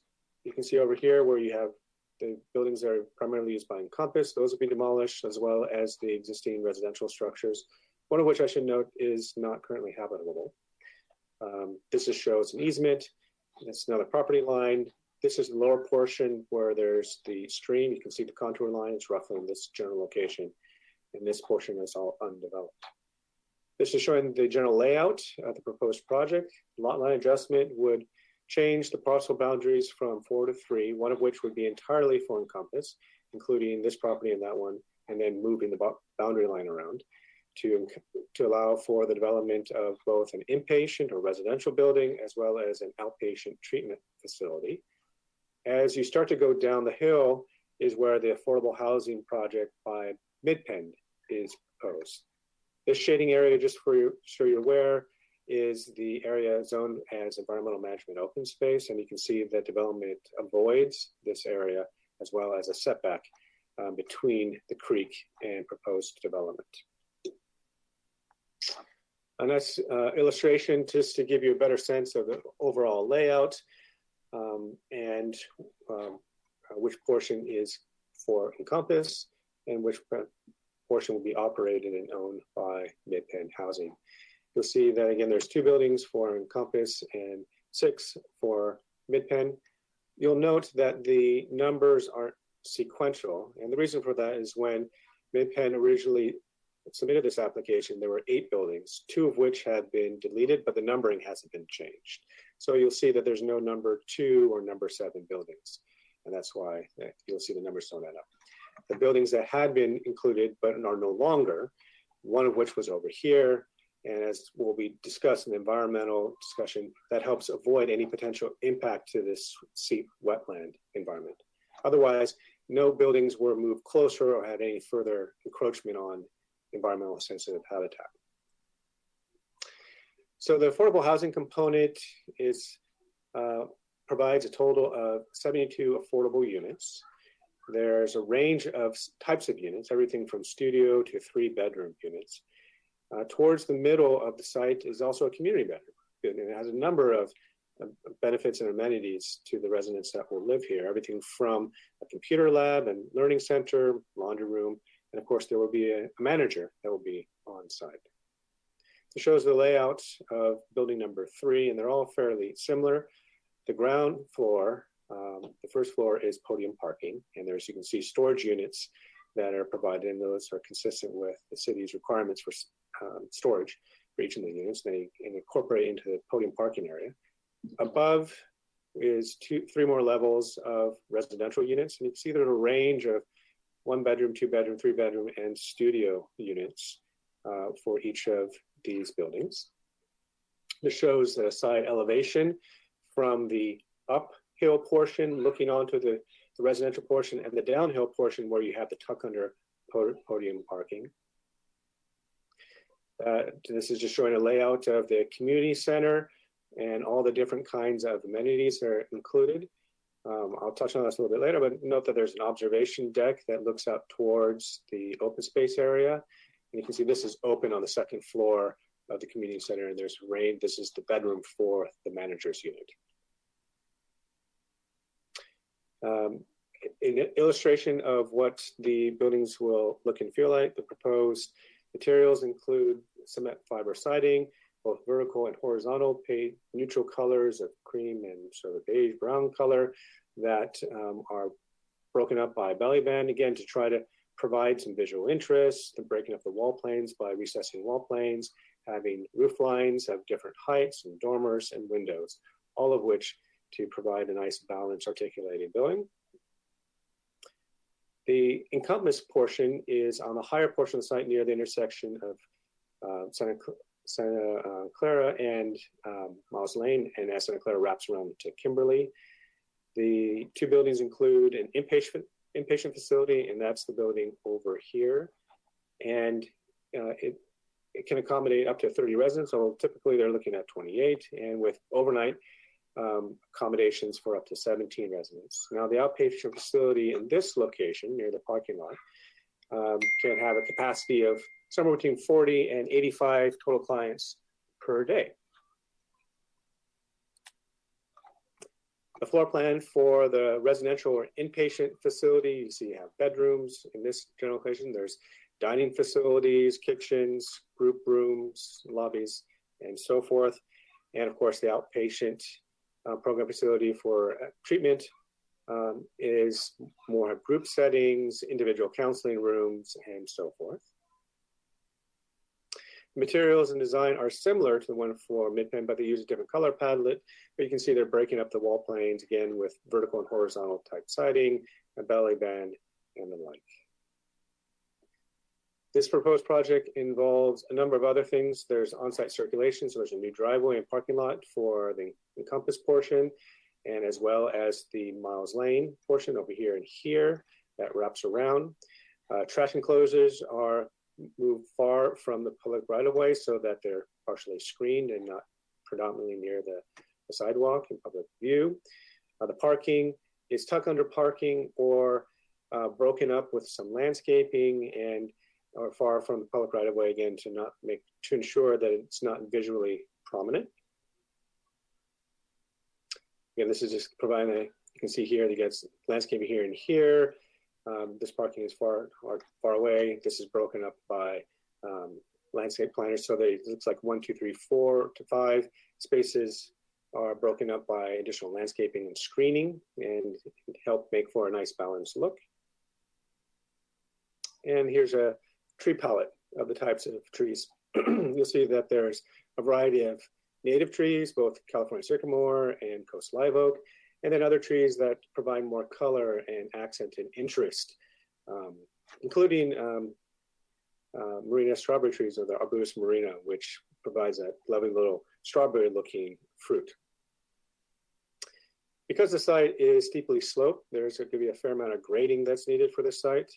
The cross-hatched area are generally areas that would involve fill, where the vertical lines are areas that would involve cut. There's a series of retaining walls, and you can see that here in this cross-section profile here that will support the foundations for and retain the slopes for this proposed project. In addition to this project, as any new development project, is subject to the post-construction stormwater requirements. And so to meet those, they involved everything from putting in underground storage chambers to handle and treat stormwater flows. I should note that overall, the roughly 55% of the site is pervious, and that reflects the fact that this area, which will remain natural, is not affected. But there's a fair amount of landscaping and other permeable surface that's part of this overall project design. And of course, it will be connecting to existing utilities as well along the roadways. For a project of this nature, the applicant has requested a density bonus and plan development. The density bonus is to allow the affordable housing to have a density that's greater than that's allowed for the medium density land use designation in our general plan.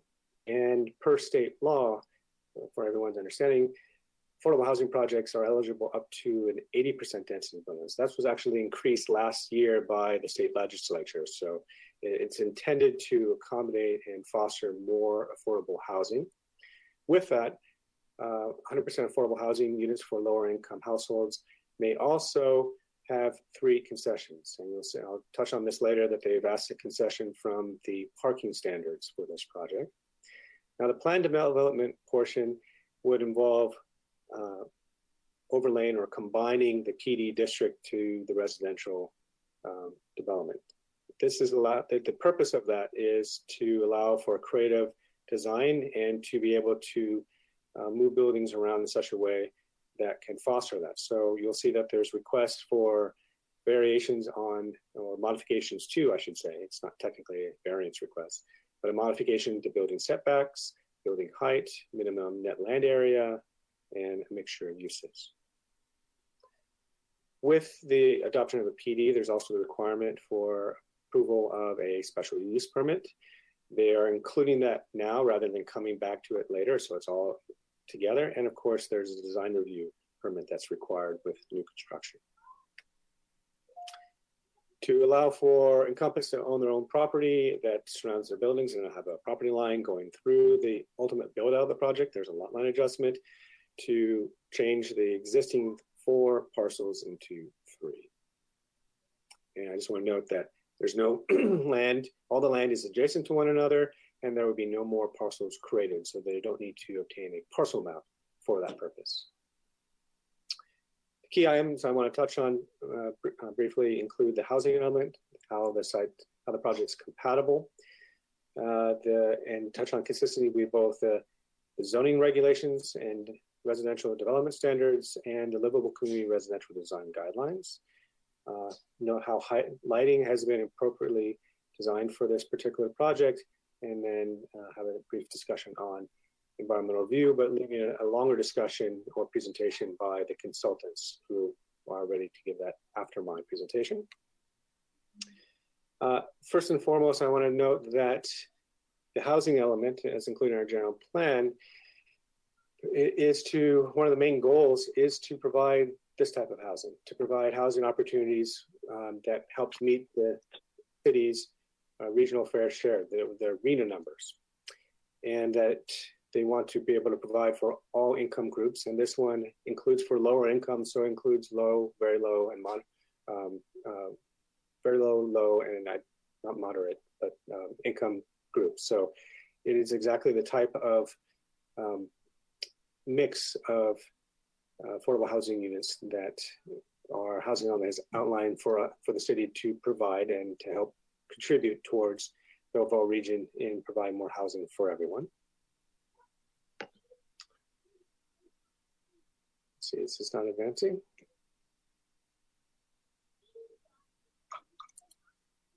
There we go. Sorry, there must be a delay on my side.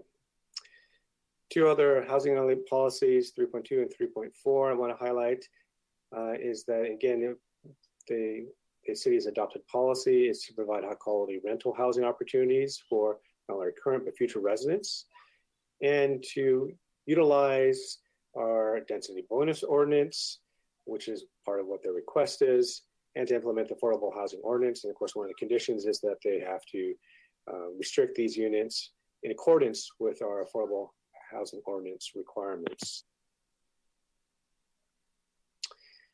Let me first note in terms of its overall compatible use, Encompass is part of this project, and they are currently using one of the properties for their purposes. So this would be a way to replace that existing facility and provide enhanced services that would continue to be valuable to the community.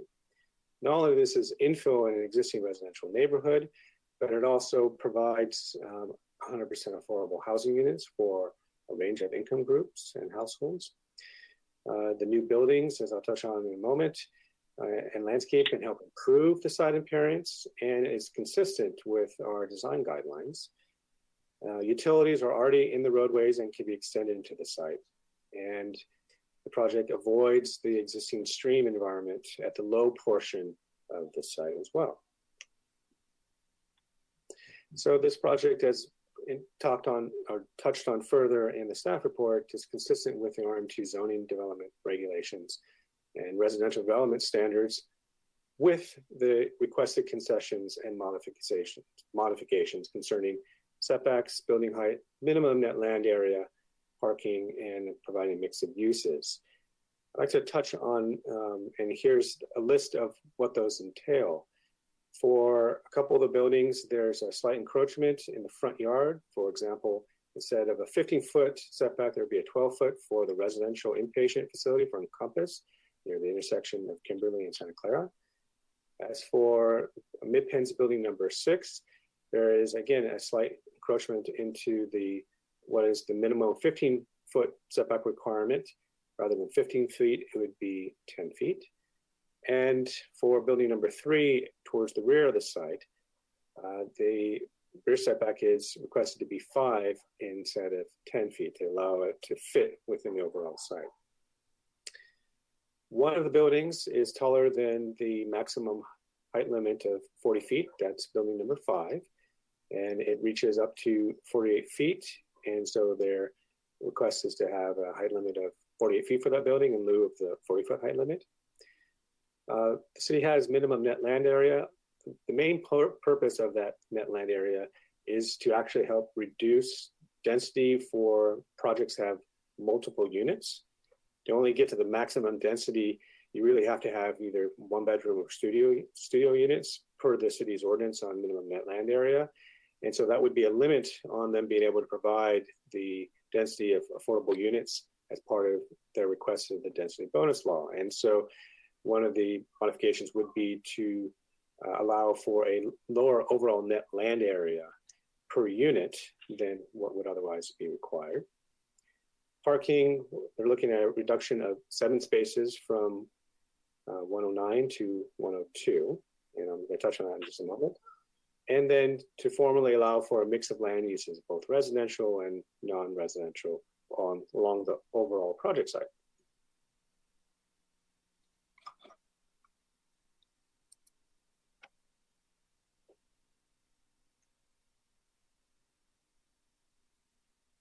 There we go. Not sure why there's a delay. The parking standards for an affordable housing unit, and that's codified in our ordinance under Chapter 14-47, speaks to already a lower standard than what the city has for multifamily residential. It's for 1-bedroom or studio units, it's 1 parking space, whereas for 2 and 3 bedrooms, it's 2 parking spaces. This project doesn't involve 4 or more bedrooms units. The table on the left shows the minimum requirement of 109 based off of that formula. As you can see, the applicant, as a requested concession per density bonus law, is looking to have a lower ratio, which results in 7 fewer required spaces for this project. The reason for this is, as we noted, the site is heavily sloped. It's steep. The challenging terrain is such that for them to create additional flat surfaces for the purpose of parking, they would have to do a lot more grading and construction of expensive retaining walls.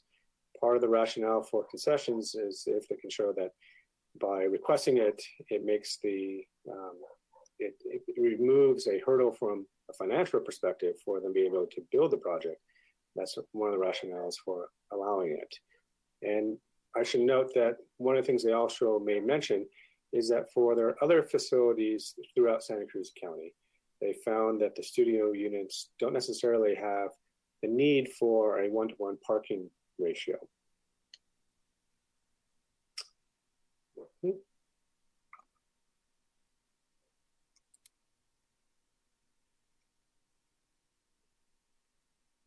Sorry about the delay.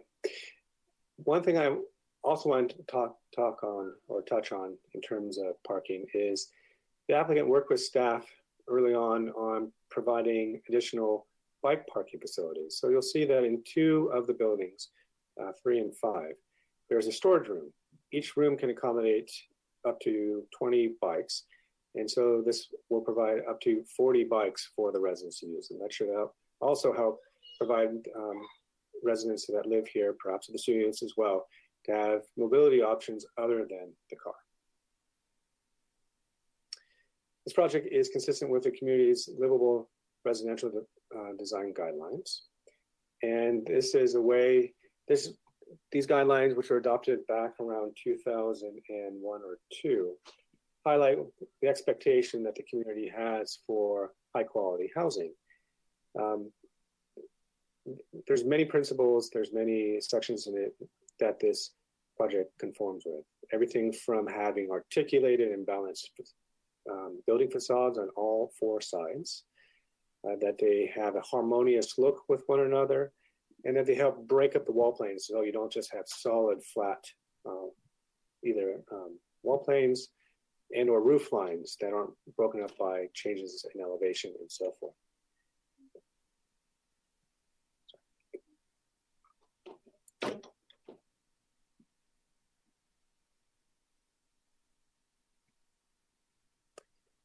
In addition, they provide a range of building materials that give the appearance of having siding. Now, the material itself is cement fiber siding, but again, it looks like wood lap siding once constructed.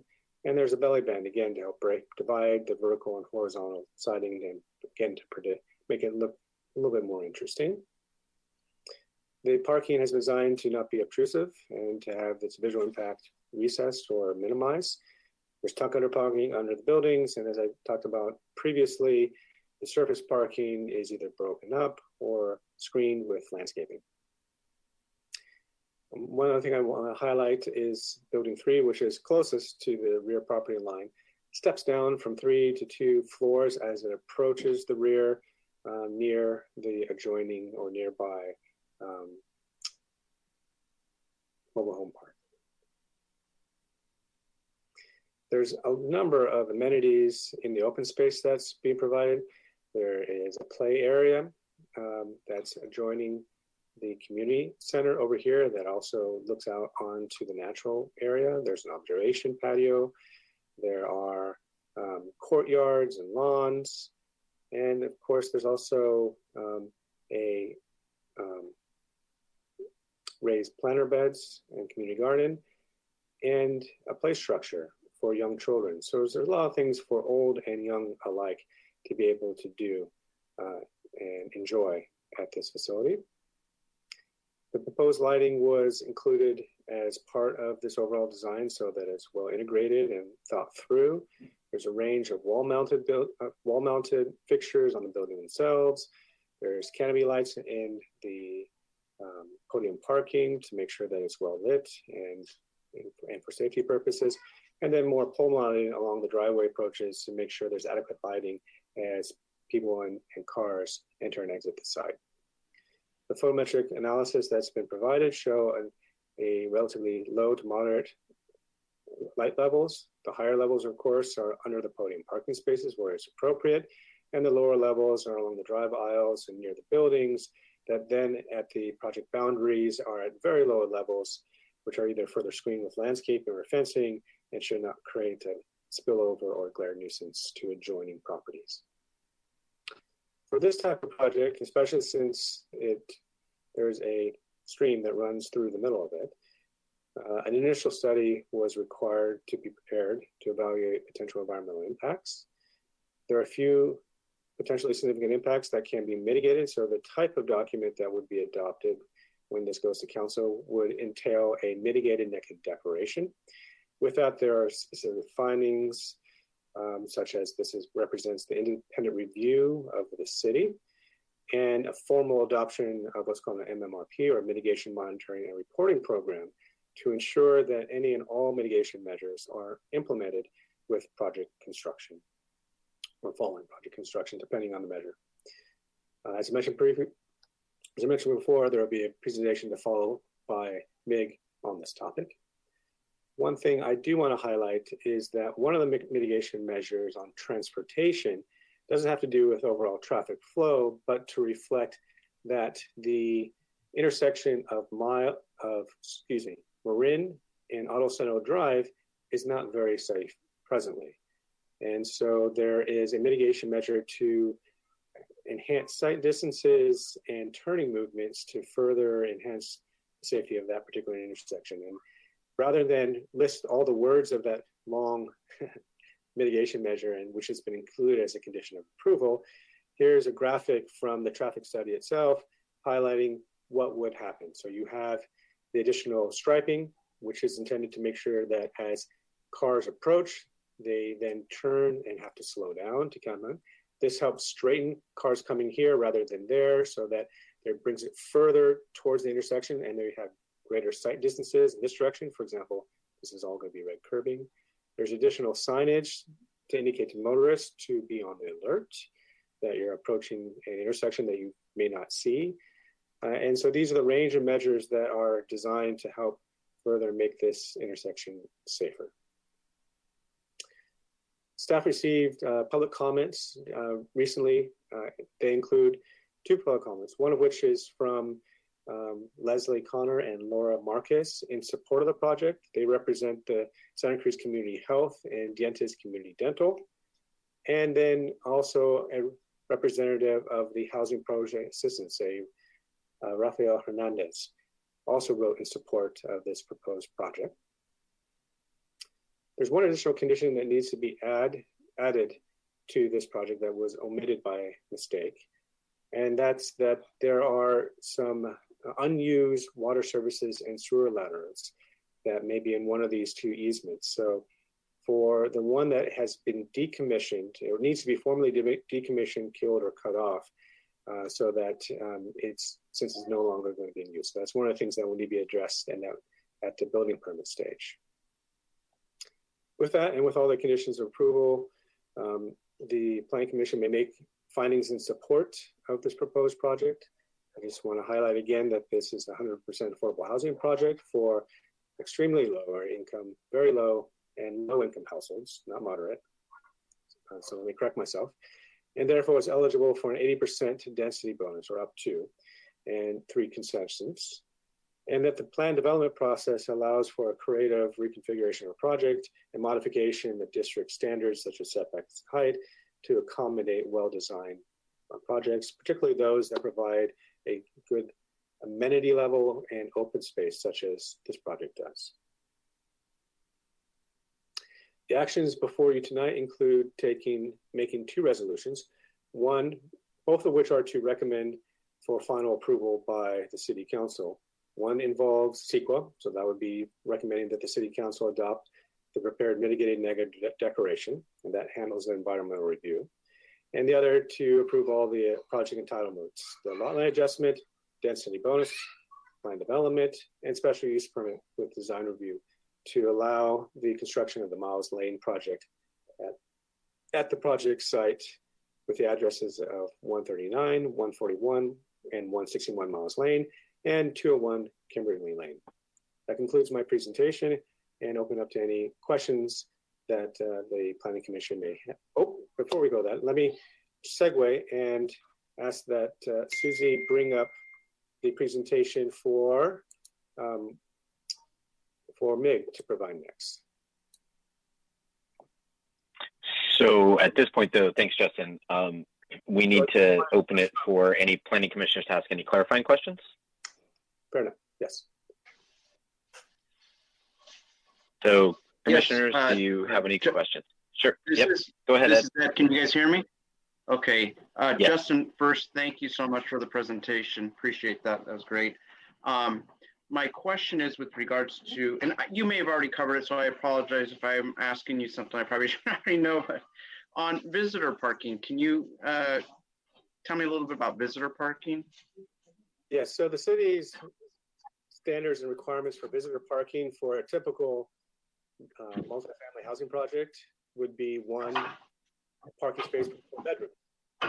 Under law, no visitor parking requirement for affordable projects.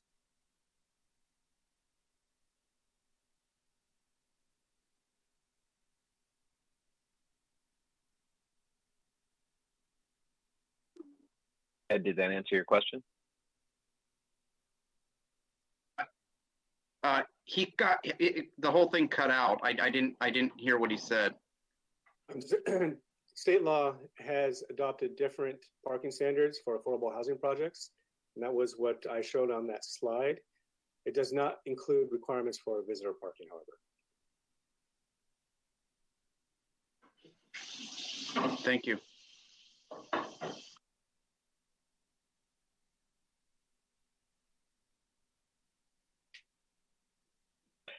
Justin, this is Matt. Overall, does this particular project increase Encompass's service capabilities? I would probably defer that to Encompass to speak Sure. to their service. My understanding is that they do have some office space in a nearby location that they would transfer those existing employees to this site. So it's not so much expansion, but accommodating their existing services. But I would also defer to them how they're going to be operating. Are we going to be hearing from Encompass as well as MidPenn, or just MidPenn? My understanding is that they are available to answer questions. Great. Okay. I'll wait for the applicant presentation then. Any other questions for Justin? Clarifying technical questions from the commissioners? No, I would just like to say that it sounds like a very exciting project and very much needed housing for a lot of members in our community. And I have a couple of questions, but it's more for the applicants. Great. Anna or Genevieve Olson, any questions? Nope. Okay, I guess we'll move into the applicant presentation. So I guess we're going to hear from MidPenn first. If you don't mind, we have the environmental component and then the applicant presentation. Oh, sure. Yep. Okay. I think Susie has that all queued up, ready to go. And just want to make sure that Bill Spain, who represents MIG, is on the line. Are you there, Bill? Yes. Can you hear me, Justin? Just fine. Okay. Well, we'll get started. So my name is Bill Spain. I work for MIG. I'm a project manager for the environmental review portion for the project. And we'll talk a few minutes about the environmental review for this project here. So we can go to the first slide. All right. Can you see my screen at all? Oh, I can, absolutely. Okay, great. So next slide. Yeah, please. So what we're going to do is give a very brief, perfect. We'll give a very brief introduction into CEQA and then talk about this particular document, which is a initial study / mitigated negative declaration. And then we'll talk about how it applied to this project. I do want to make a quick note that the packet for today's meeting, there was the MND was redlined, and that's just to reflect the changes from the initial draft. And the changes were, well, the primary change was a beneficial one as the project pulled away from a wetland. The fewer buildings and the project was set back from the wetland, which initially was going to have a minor encroachment into. So please go to the next slide.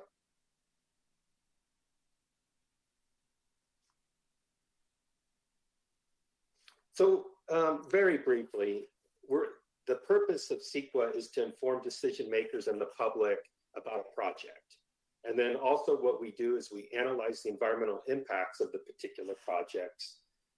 And then one of the requirements is that you avoid or reduce environmental impacts where possible. And this particular document that we put together, it's actually a requirement that there can be no significant impacts. So what we do is if we identify an impact that's potentially significant, we add a mitigation measure or two to make it so that the impacts are not significant. And then of course it's to involve public participation. So that's the overall purpose of CEQA in a very quick nutshell. Next slide, please. So as I've already mentioned briefly, the purpose of this type of document is you identify potentially significant impacts, if any, and you develop measures to reduce these impacts to less than significant, to use the CEQA language. And I'll show the resource areas where we had to develop mitigation measures for this project. Also should mention that this document has already undergone a 30-day review.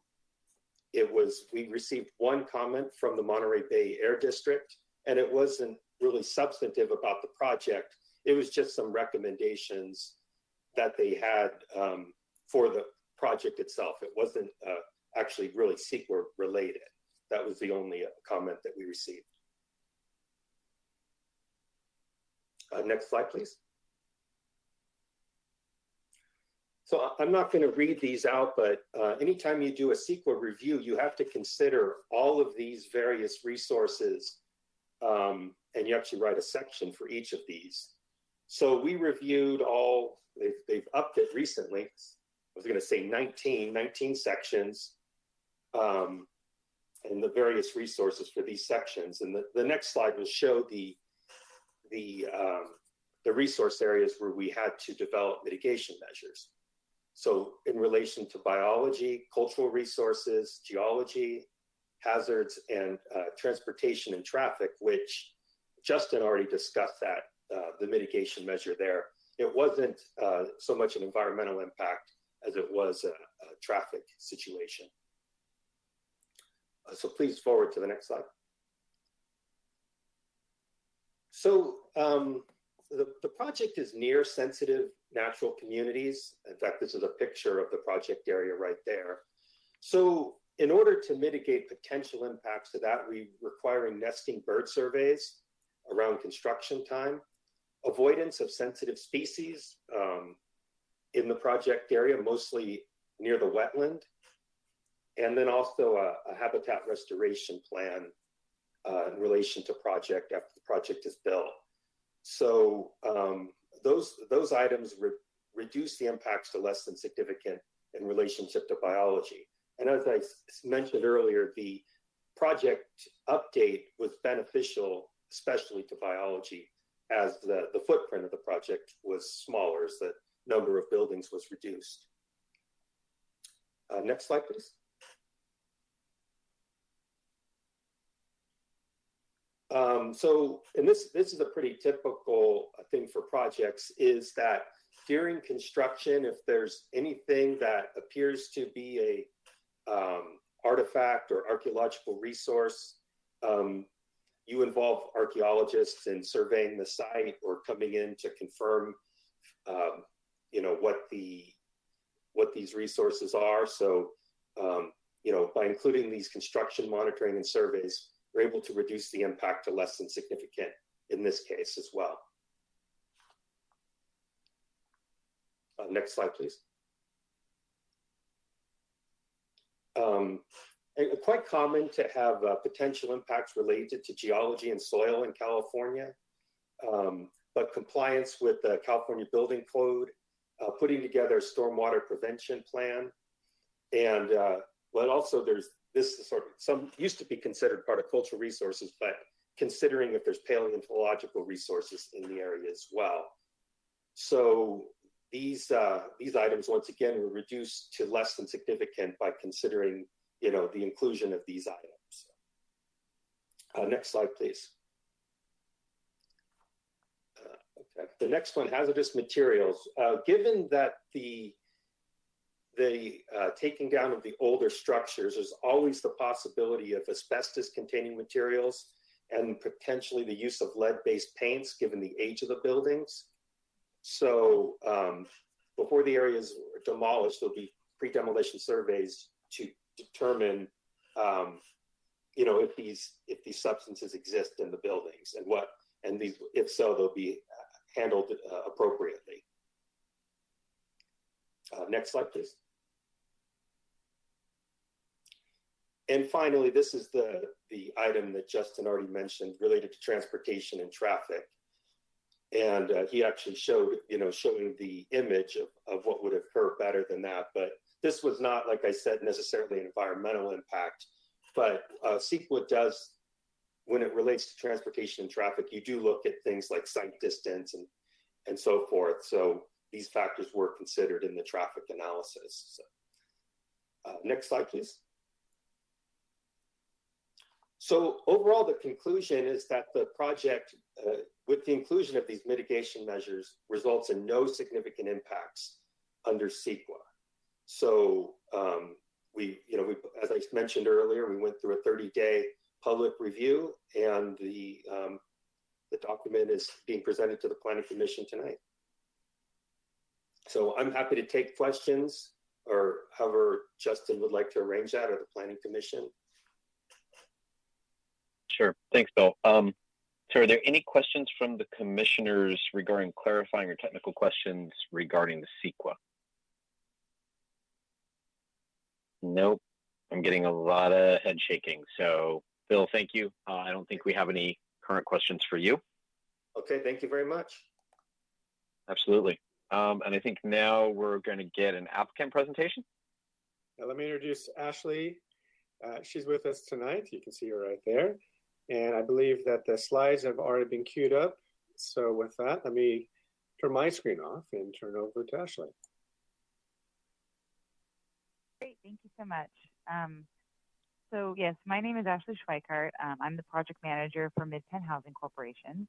And thank you, commissioners, for hearing our application, last one of the night, for the land use entitlements for the mixed-use development at Miles Lane. I'm going to be joined in this presentation by Joanna Carmen, who is the director of Mid-Penn's Watsonville Development Office, and Christine Sipple, director of partnerships and impact for Encompass Community Services, our co-applicant.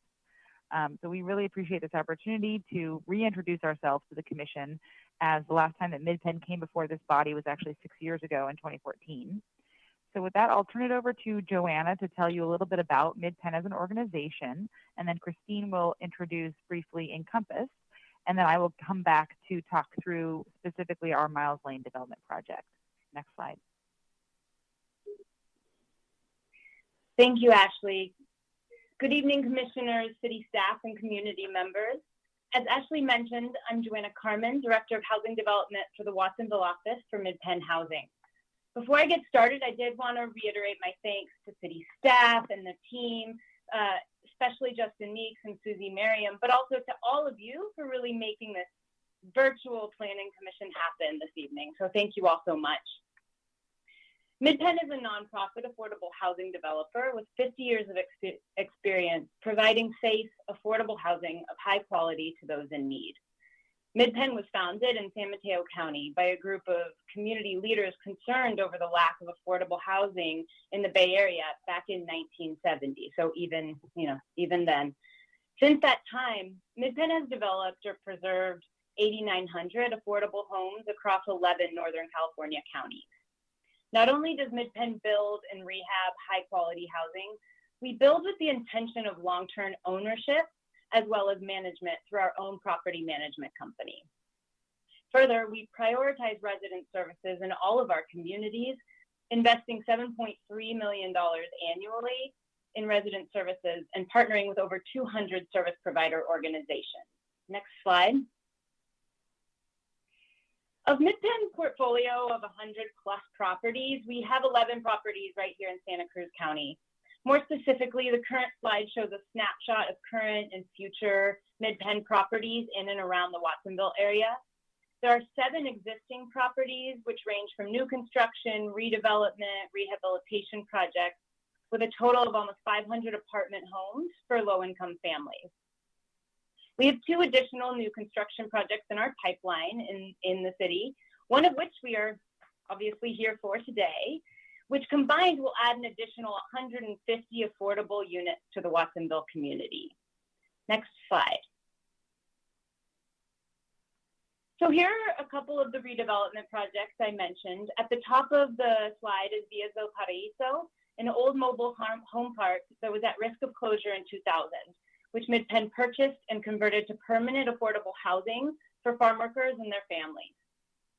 The property is next to Pinto Lake and consists of 51 affordable homes, a community room, computer lab, and play areas.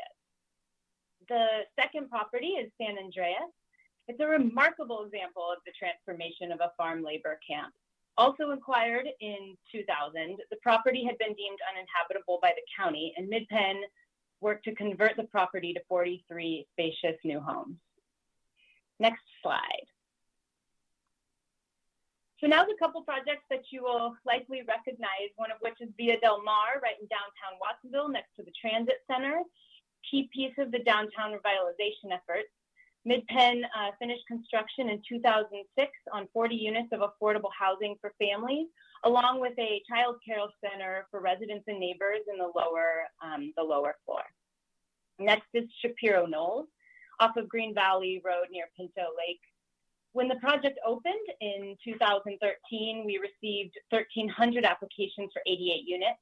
And of that first group of households, 95% of the residents were from Watsonville. Sunny Meadows is the last one on this slide, and it's a 200-unit aging HUD property by Green Valley, which MidPenn acquired and substantially rehabbed in 2014. So next slide, thank you. So the final and most recent project was actually brought before this Planning Commission in May of 2014, called Pippin Orchards Apartments. This community was truly a labor of love and exemplified MidPenn's value in partnership and collaboration, and shows how it really truly takes a village. The 46-unit family property, constructed in 2018, represents a unique partnership with the City of Watsonville, Santa Cruz County, the Housing Authority, our services partners, Encompass Community Services, and Housing Choices Coalition. The property was built on actually 2 different parcels. One was within the city limits and the other in unincorporated Santa Cruz County. It was also next to a wetland area and a PG&E substation. So all of this required extensive coordination with multiple agencies, and the city was truly a key partner in making it all happen. Now, this project opening is also a quintessential example of how critical our work is and why we are all here today. When the application period opened for this project, there were 2,500 applications for 46 units. This just really clarifies how much more work we still have to do to combat the housing crisis, and I really hope you will support us in moving forward with the project we are presenting to you today. With that, I'm happy to turn it over to our longstanding partner, Christine Sipple with Encompass Community Services. Next slide, please. Hi. I'd like to talk a little bit about Encompass, just give you a little background about our organization. Encompass was founded as a small community counseling program in 1973, and it's grown and evolved over its 47 years into the largest behavioral health and social services nonprofit organization in Santa Cruz County. Our work across all programs focuses on the social determinants of health and wellness, which is something we're all talking a lot about these days. We believe that health is much more than something we get at the doctor's office.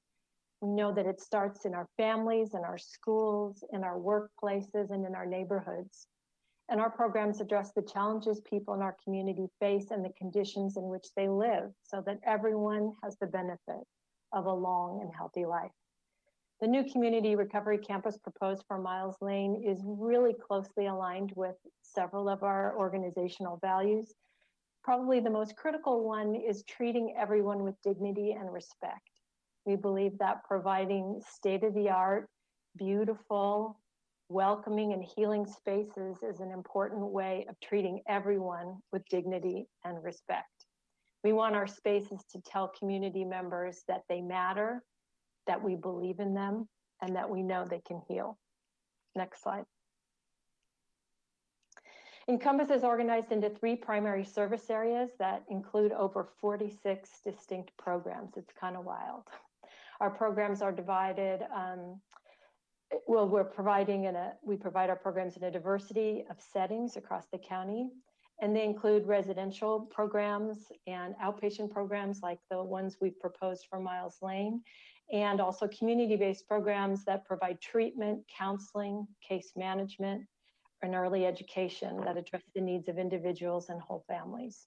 We serve over 6,000 adults, youth, and families and children each year. And in Watsonville, in addition to Si Se Puede residential program that's on the site now, we also offer Alto substance abuse outpatient programs, youth services counseling, and our Encompass Head Start and Early Head Start programs are offered in 14 classrooms throughout Watsonville, serving over 400 children each day. We employ 460 people and definitely rely on strong partnerships across the community. So now I'd like to give it back to Ashley, who will walk you through our project. Thank you. Next slide. So yeah, to talk a little bit about Miles Lane in particular. So as Justin mentioned, Encompass has operated the Si Se Puede residential treatment program at 161 Miles Lane for almost 30 years now.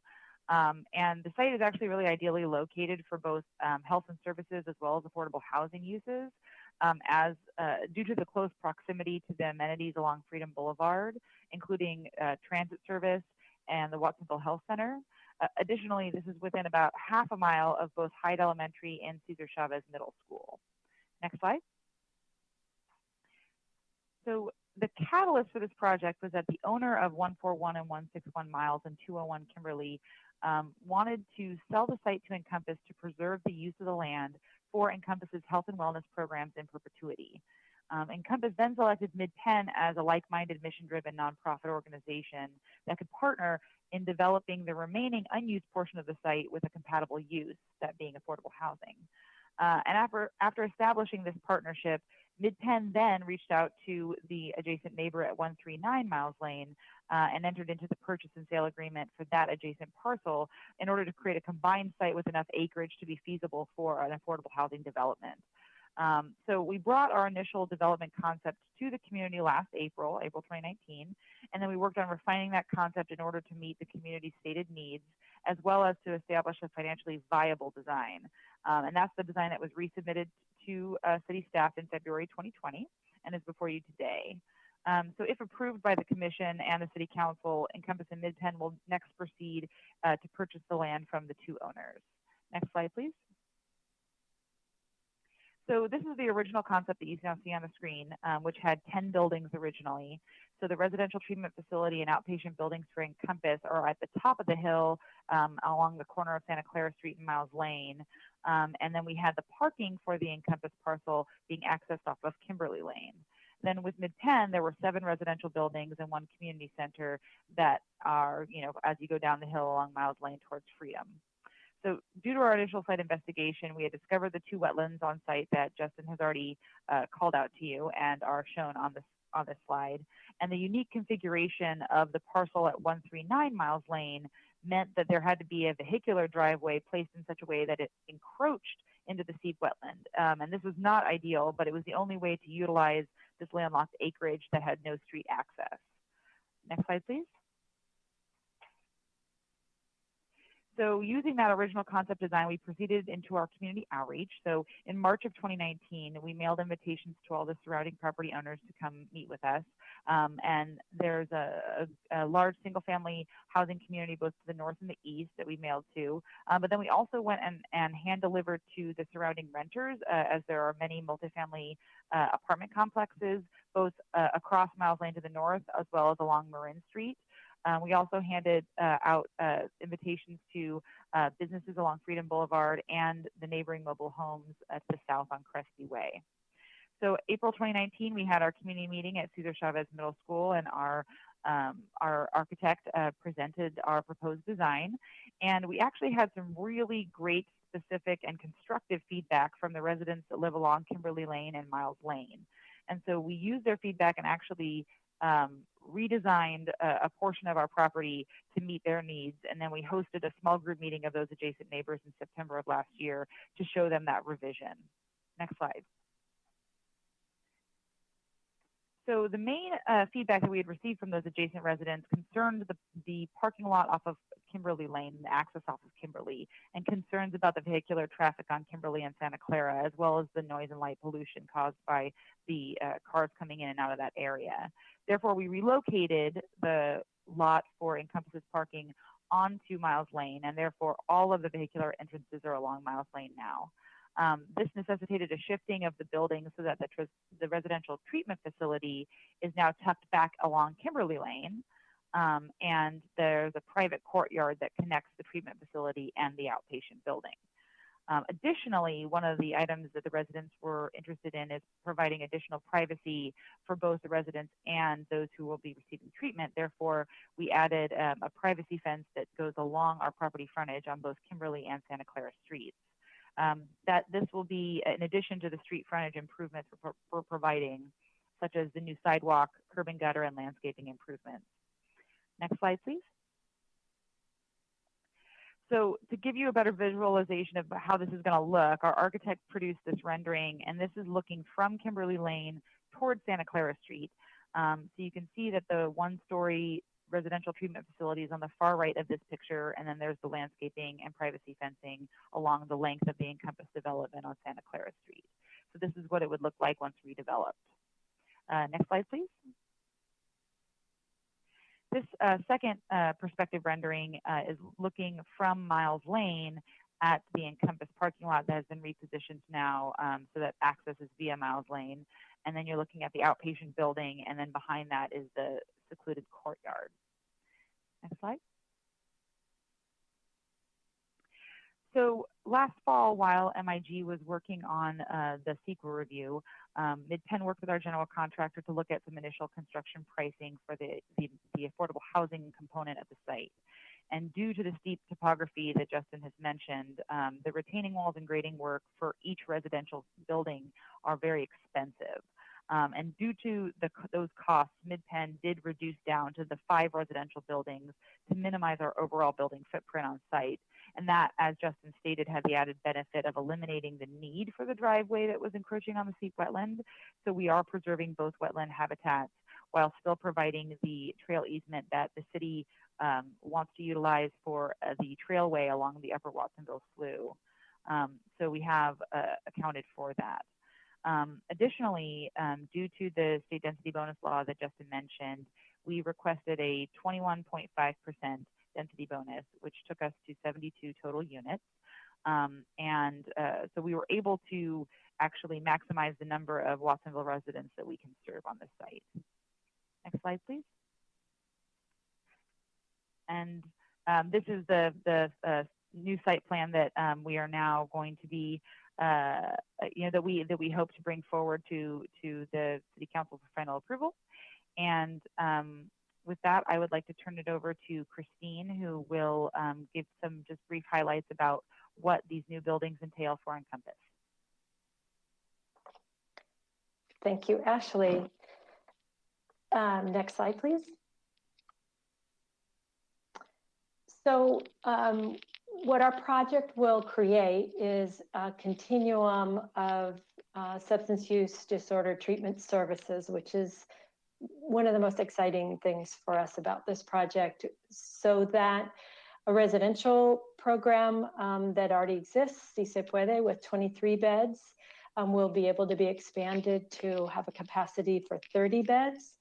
And our outpatient program that has been operating around the corner on Auto Center Drive and leased property will be able to move over, and we'll be able to create a place where somebody who has completed their residential treatment, has built rapport, and is possibly had their family come in for joint counseling and then they move back into the community and they continue possibly outpatient treatment and counseling, and can come back to the site for continued support.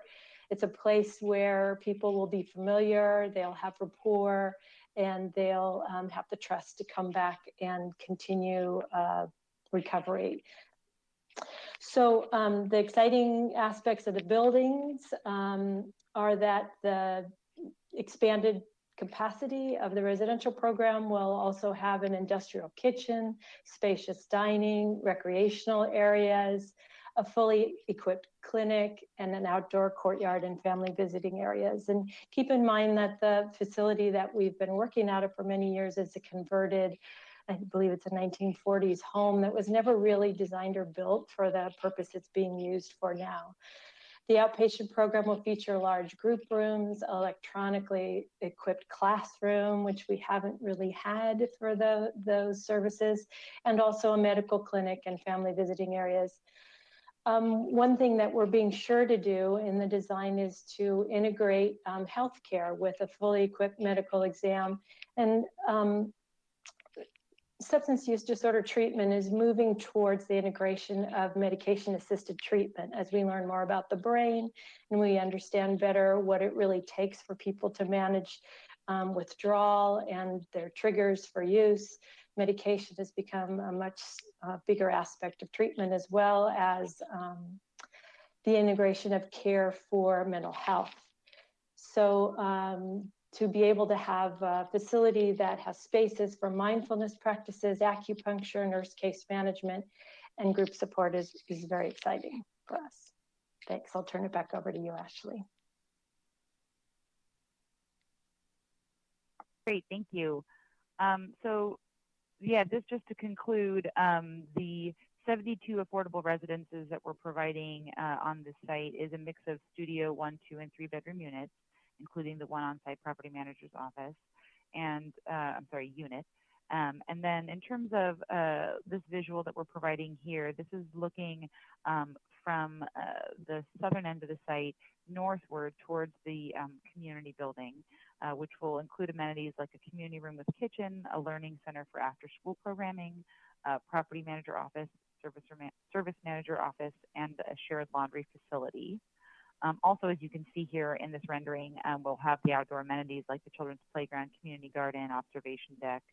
And we will be providing a kind of a tag team of services here, because we do intend, in terms of the targeted populations, to provide for working families as well as a subset of units for special needs households. So we have a family services team, and they will be providing the after-school programming and family programming. And then we also have a supportive services team that coordinates case management services with locally based service providers, such as Encompass. So this is going to give you a feel for, what we hope to achieve with creating a residential community. Additionally, I'll add for Commissioner Acosta that we intend to have guest parking on the other side of the building that you're looking at right there in that rendering. So with that, I will conclude. Next slide. Just to say that thank you very much for hearing our proposal tonight. I know this has been a long meeting, and so we really appreciate it. Thank you so much. Great. Thank you very much for the presentation. Are there any questions to either Encompass or MidPen from the commissioners? Yeah, Jenny. Question. Yes. First of all, let me just say that this is an exciting project, and I've seen some of your projects, and I really like the idea of including other providers to come and provide services to the entire family or to the community. I think it works really well.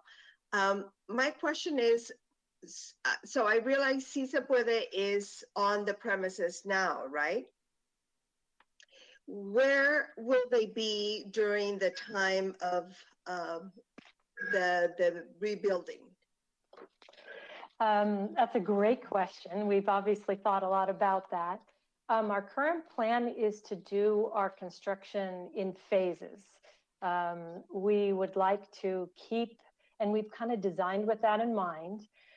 We would like to keep the CIP program operating in the building it's in. And then if you notice, their new building is towards the back of the lot and fills the vacant lot that was on Kimberly. So our as much as we can, our plan is to keep that program running, build the new buildings, and then move that program over into the new buildings, and then go back and demolish the site and begin the building of the outpatient programs. So that's our current plan. And it also supports our, we know we were challenged with fundraising before COVID, but we're anticipating there's going to be some impact there. So it allows us some flexibility to build this with phases and have that funding in hand as we go forward with each phase. Great. I'm really glad to hear that, because it's an excellent program that you have there, and I would hate for the community to miss out on that. Yeah. Thank we you. won't. Yeah, we won't be able to, if we can't go through with the plan of phasing in the exact way we have in mind, we'd have to set up that program somewhere else in the interim, because we're under obligation to make those services available. So right. Hopefully you can keep it in Watsonville. Oh, definitely. Yeah. No, it's a Watsonville homegrown. Yeah. Thank you. That was it. It's just a comment. Any other questions to the applicants from the commission? Okay, seeing none, I'll move this into, are there any other planning commission questions, technical questions back to Justin or staff at this point? No? Okay, then I'll open this for public input. I will still give, I know we're running late, but I will still give the full minute for video to catch up for anyone watching online.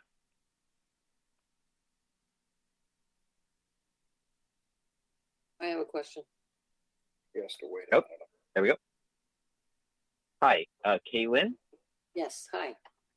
My husband is here with me, Harold, and we are residents that live on Kimberly Lane, directly across from the new building, the treatment facility in Compass.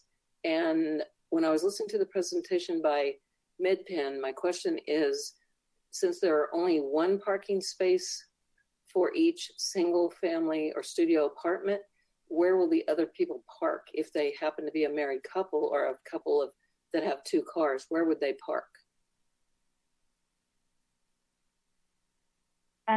Would you like me to now answer? Is that a... Well, do we want to have the applicant answer, or do we want to have Justin answer?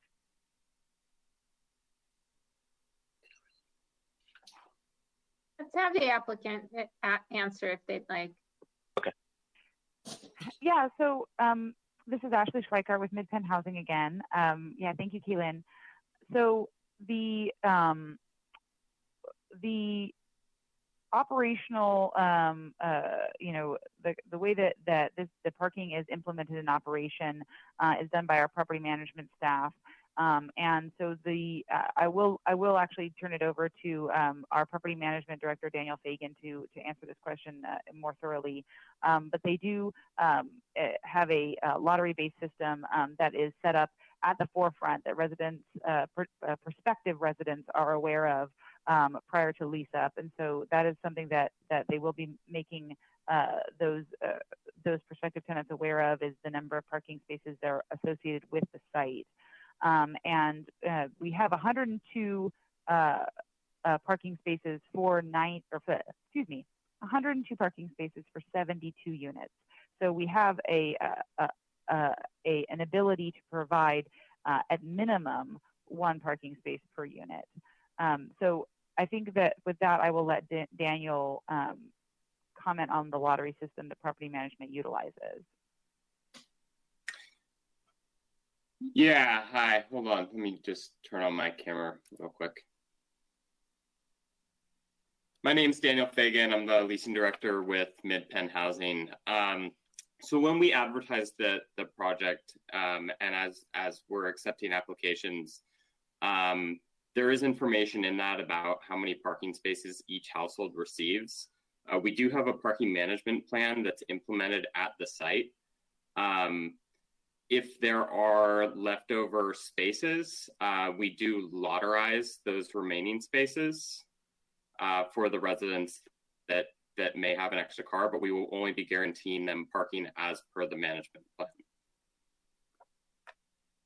So in other words, there will really not be a place for people who have two cars. For the studio and the one-bedroom units, they will only receive one space. So will they then be parking perhaps up and down Miles Lane and Kimberly Lane in our neighborhoods?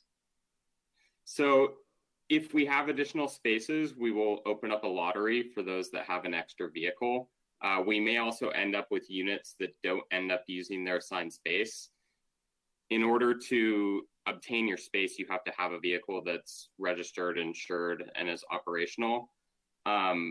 Beyond those spaces, there may be residents that park immediately outside of the community.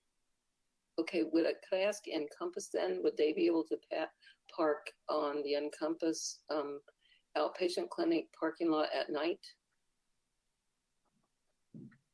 You know, I don't know that we would, you know, that we can figure that out right now, but, you know, yeah, I think we could make arrangements when we find out what the need is and what the shortage is. We obviously won't have our parking lot full in the evening, so it seems to present some possibilities there. Okay, thank you. Yeah. And I just wanted to add really quickly that we will have staff and visitor spaces that can be used for resident overflow. Okay. And this is Ashley. One last thing on this item. What we have done is look at those properties in Santa Cruz County and Mid-Penn's portfolio that include supportive housing. And so we have supportive housing at other locations in the county. And for what we have found is that for those special needs individuals, they are less likely to own a vehicle. And so for that subset of units, which there are 15 units that are for those special needs households, it is less likely that they will need even one parking space. So there's the ability to then provide those parking spaces that have been freed up to families who need maybe more than one. Okay, thank you. Thank you. Thank you for your comments, Ms. Any other public comments at this point? I think we have Jonathan Pilch who was looking to address the commission.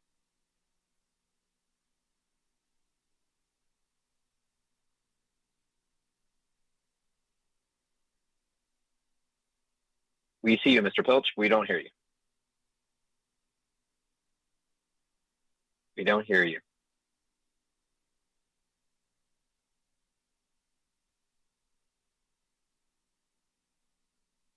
We still can't hear you.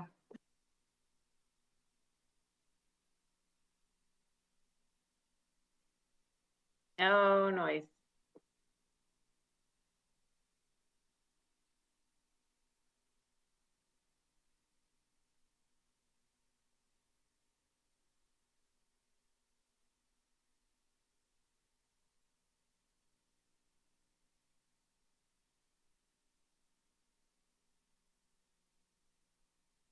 If you want to try to dial in on a phone, that might help.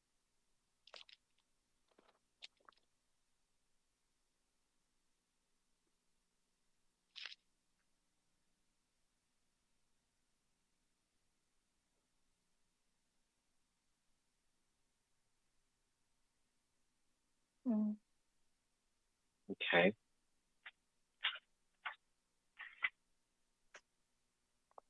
While that participant is trying to call in, does anyone else from the public have any other comments at this time?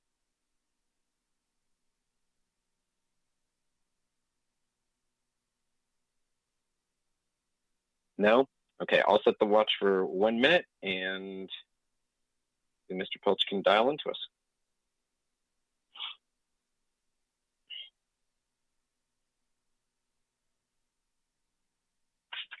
Just to let you know, I texted Jonathan the phone number and access code, so hopefully he can get that and call it.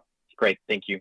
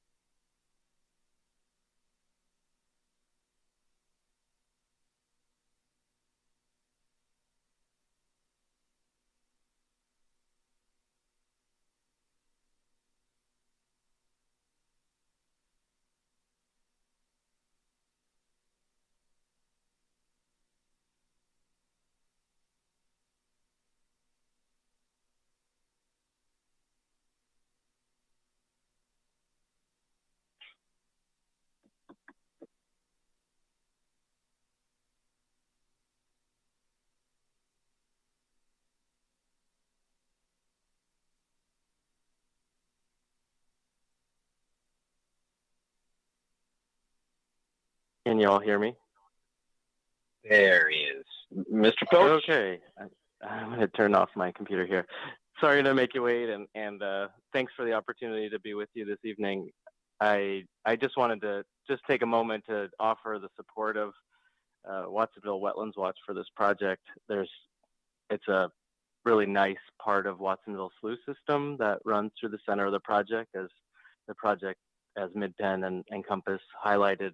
And we've been working with Mid-Penn for a number of years, and specific to this project, and have really appreciated how much attention they've given to appropriate planning, to setbacks for the wetland, and just think they've done a really remarkable job in trying to accommodate as much as possible the benefits of the open space and natural habitats in the project area. So wanted to offer our support, and we also see a great opportunity down the road to do environmental restoration work with the residents that eventually move into this property. So we're excited about that as well. So thanks for the opportunity to comment. Thank you for your comments. Is there anyone else from the public who'd like to address the Planning Commission on this issue?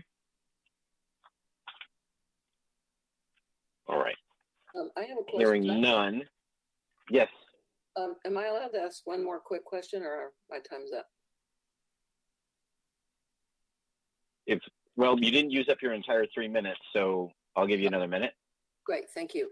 I just had a question about, I understood from our previous meeting that Encompass was going to begin their construction first, and then Mid-Penn would come later. But it seemed tonight that they said the reverse. Could someone tell me which project would be starting first in the proposal tonight? This is Ashley. So I think that right now what we're looking at is both of us have very long financing timelines. Especially given the circumstances with the pandemic. So while Mid-Penn has maybe a clear understanding of when we would want to pull a building permit and break ground, that still isn't for another 18 to 24 months minimum. And so I'll let Christine also speak to what Encompass's potential timeline looks like. But what we're looking at is ranges of time right now rather than specifics for construction start, given that we both have to compete for public financing. And I know that Encompass also will have a fundraising portion for their financing as well. So we're not, so does that's mostly to say that it is still unknown what our construction start dates will be? Yeah, I would have to agree with that, Kaylin. We had originally thought that we would be breaking ground about a year from now, and it's hard to see that we'll get there. And that would have been a couple of months before I think Mid-Penn had thought they would be breaking ground, but we might actually be doing something more at the same time. But we can be in touch. I really appreciate that we have the chance to communicate about what's happening and when. So great. Okay, thank you both. Thank you for your comments. All right, planning commissioners. Any other clarifying questions to staff or the applicant? Seeing none, great. So I want to make clear as we move into the motion portion, we actually have two motions that we need to have made. One for the mitigated negative deck, and then the second one for the actual project. The first motion regarding the mitigated negative declaration requires a simple majority. The overall project motion will require for approval 5 yeses. So any questions there around the logistics of that? Okay, so we can entertain a motion to approve the mitigated negative declaration. I'll make that motion to approve the MND. Okay. I will second it. Great, Anna.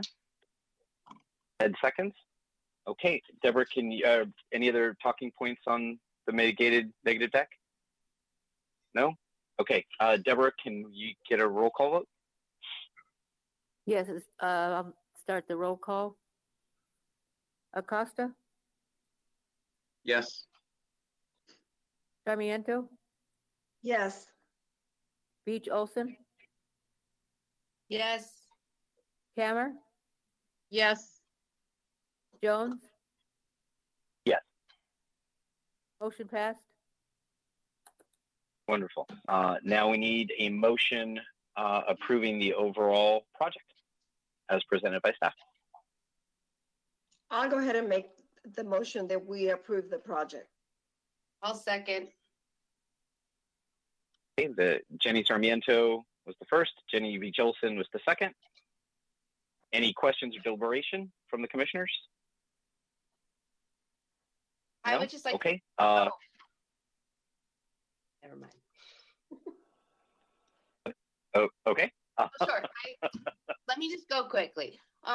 MidPen and Encompass, thank you so much for bringing this project forward. I really appreciate the thoughtfulness that you've given to the surrounding community, both the neighborhood as well as kind of the land and the features of it, and the designs of the buildings and the planned living spaces are beautiful, and I think they really will bring some newer elements to that neighborhood. And so thank you, and I'm glad that we can help you all bring this forward this evening. Okay, thank you. Deborah, we have an active motion on the floor, so can we get a roll call vote, please? Yes, I will start roll call. Acosta? Yes. Sarmiento? Yes. Beach Olson? Yes. Kammer? Yes. Jones? Yes. Motion passed. Wonderful. I just want to take a quick moment and thank all of the applicants tonight and all the topics that we covered. Thanks everyone for bearing with us through this first one. I know it ran a little bit long, but I just wanted to make sure that we were in compliance with everything we were trying to do and make sure the public had plenty of opportunity to address us. So I guess we are now at the report of the secretary. Susie. Okay, hold on. Let me get my camera up here. Hey, hello, everyone. Thank you. Wow, great job tonight. This meeting went incredibly well. So thank you all. Just want to give a quick update on what we are doing in the planning department right now. Little over half of us are working remotely, and about half of us are back in the office. As you probably have all heard, the new shelter-in-place order allowed all types of construction to open up. We are working on getting bilingual information up on our website to give contractors in the construction community guidance on that shelter in place order. There are two, there's Appendix A that every business has to fill out and keep on site. And then there are construction protocols, which is Appendix B to that shelter in place order. So we'll also be handing those out to our current job sites when our inspectors go to conduct inspections. And then we will be handing those out as we hand out or email out or send out building permits as they go out, so that our construction industry knows about that. So even though our front counter is not open right now, we do have someone at the front counter who is answering phones and processing permits. We have our building inspectors who are conducting inspections. Planners are processing permits. So we are still able to do everything that we did before the shelter in place order. We're just doing it remotely. So if anyone needs any types of permits, we're there for you. Just email cdd@cityofwatsonville.org or just call our main number and we can help you out. That's about it. And then next month, we are planning on bringing that additional dwelling unit ordinance. We just thought that it would be overkill tonight with all the projects that we had to consider. We might be here till midnight, and that's just, yeah, no, thanks. Yeah. Yes. Can I ask a question? Do we need to save the plans for the Mid-Penn housing for our council member? That would be great. Pick them up? Yeah, that would be wonderful. You want to pick them up? You want me to pass it on, or how do you want that done? If you could give it to your council member, that would be terrific. I'll do that. No problem. Yeah. If okay. you can far across town. Yeah. That's taking you right to bike over to my house. Pick it up, please. I'll leave on the porch. I'll walk. Yeah, that's not that only a couple blocks.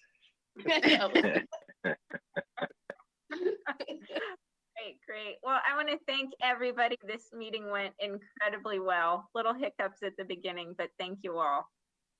Thank you. Thank you. Yeah, thank you. Thank you. Commissioners, thank you. Staff, thank you guys so much.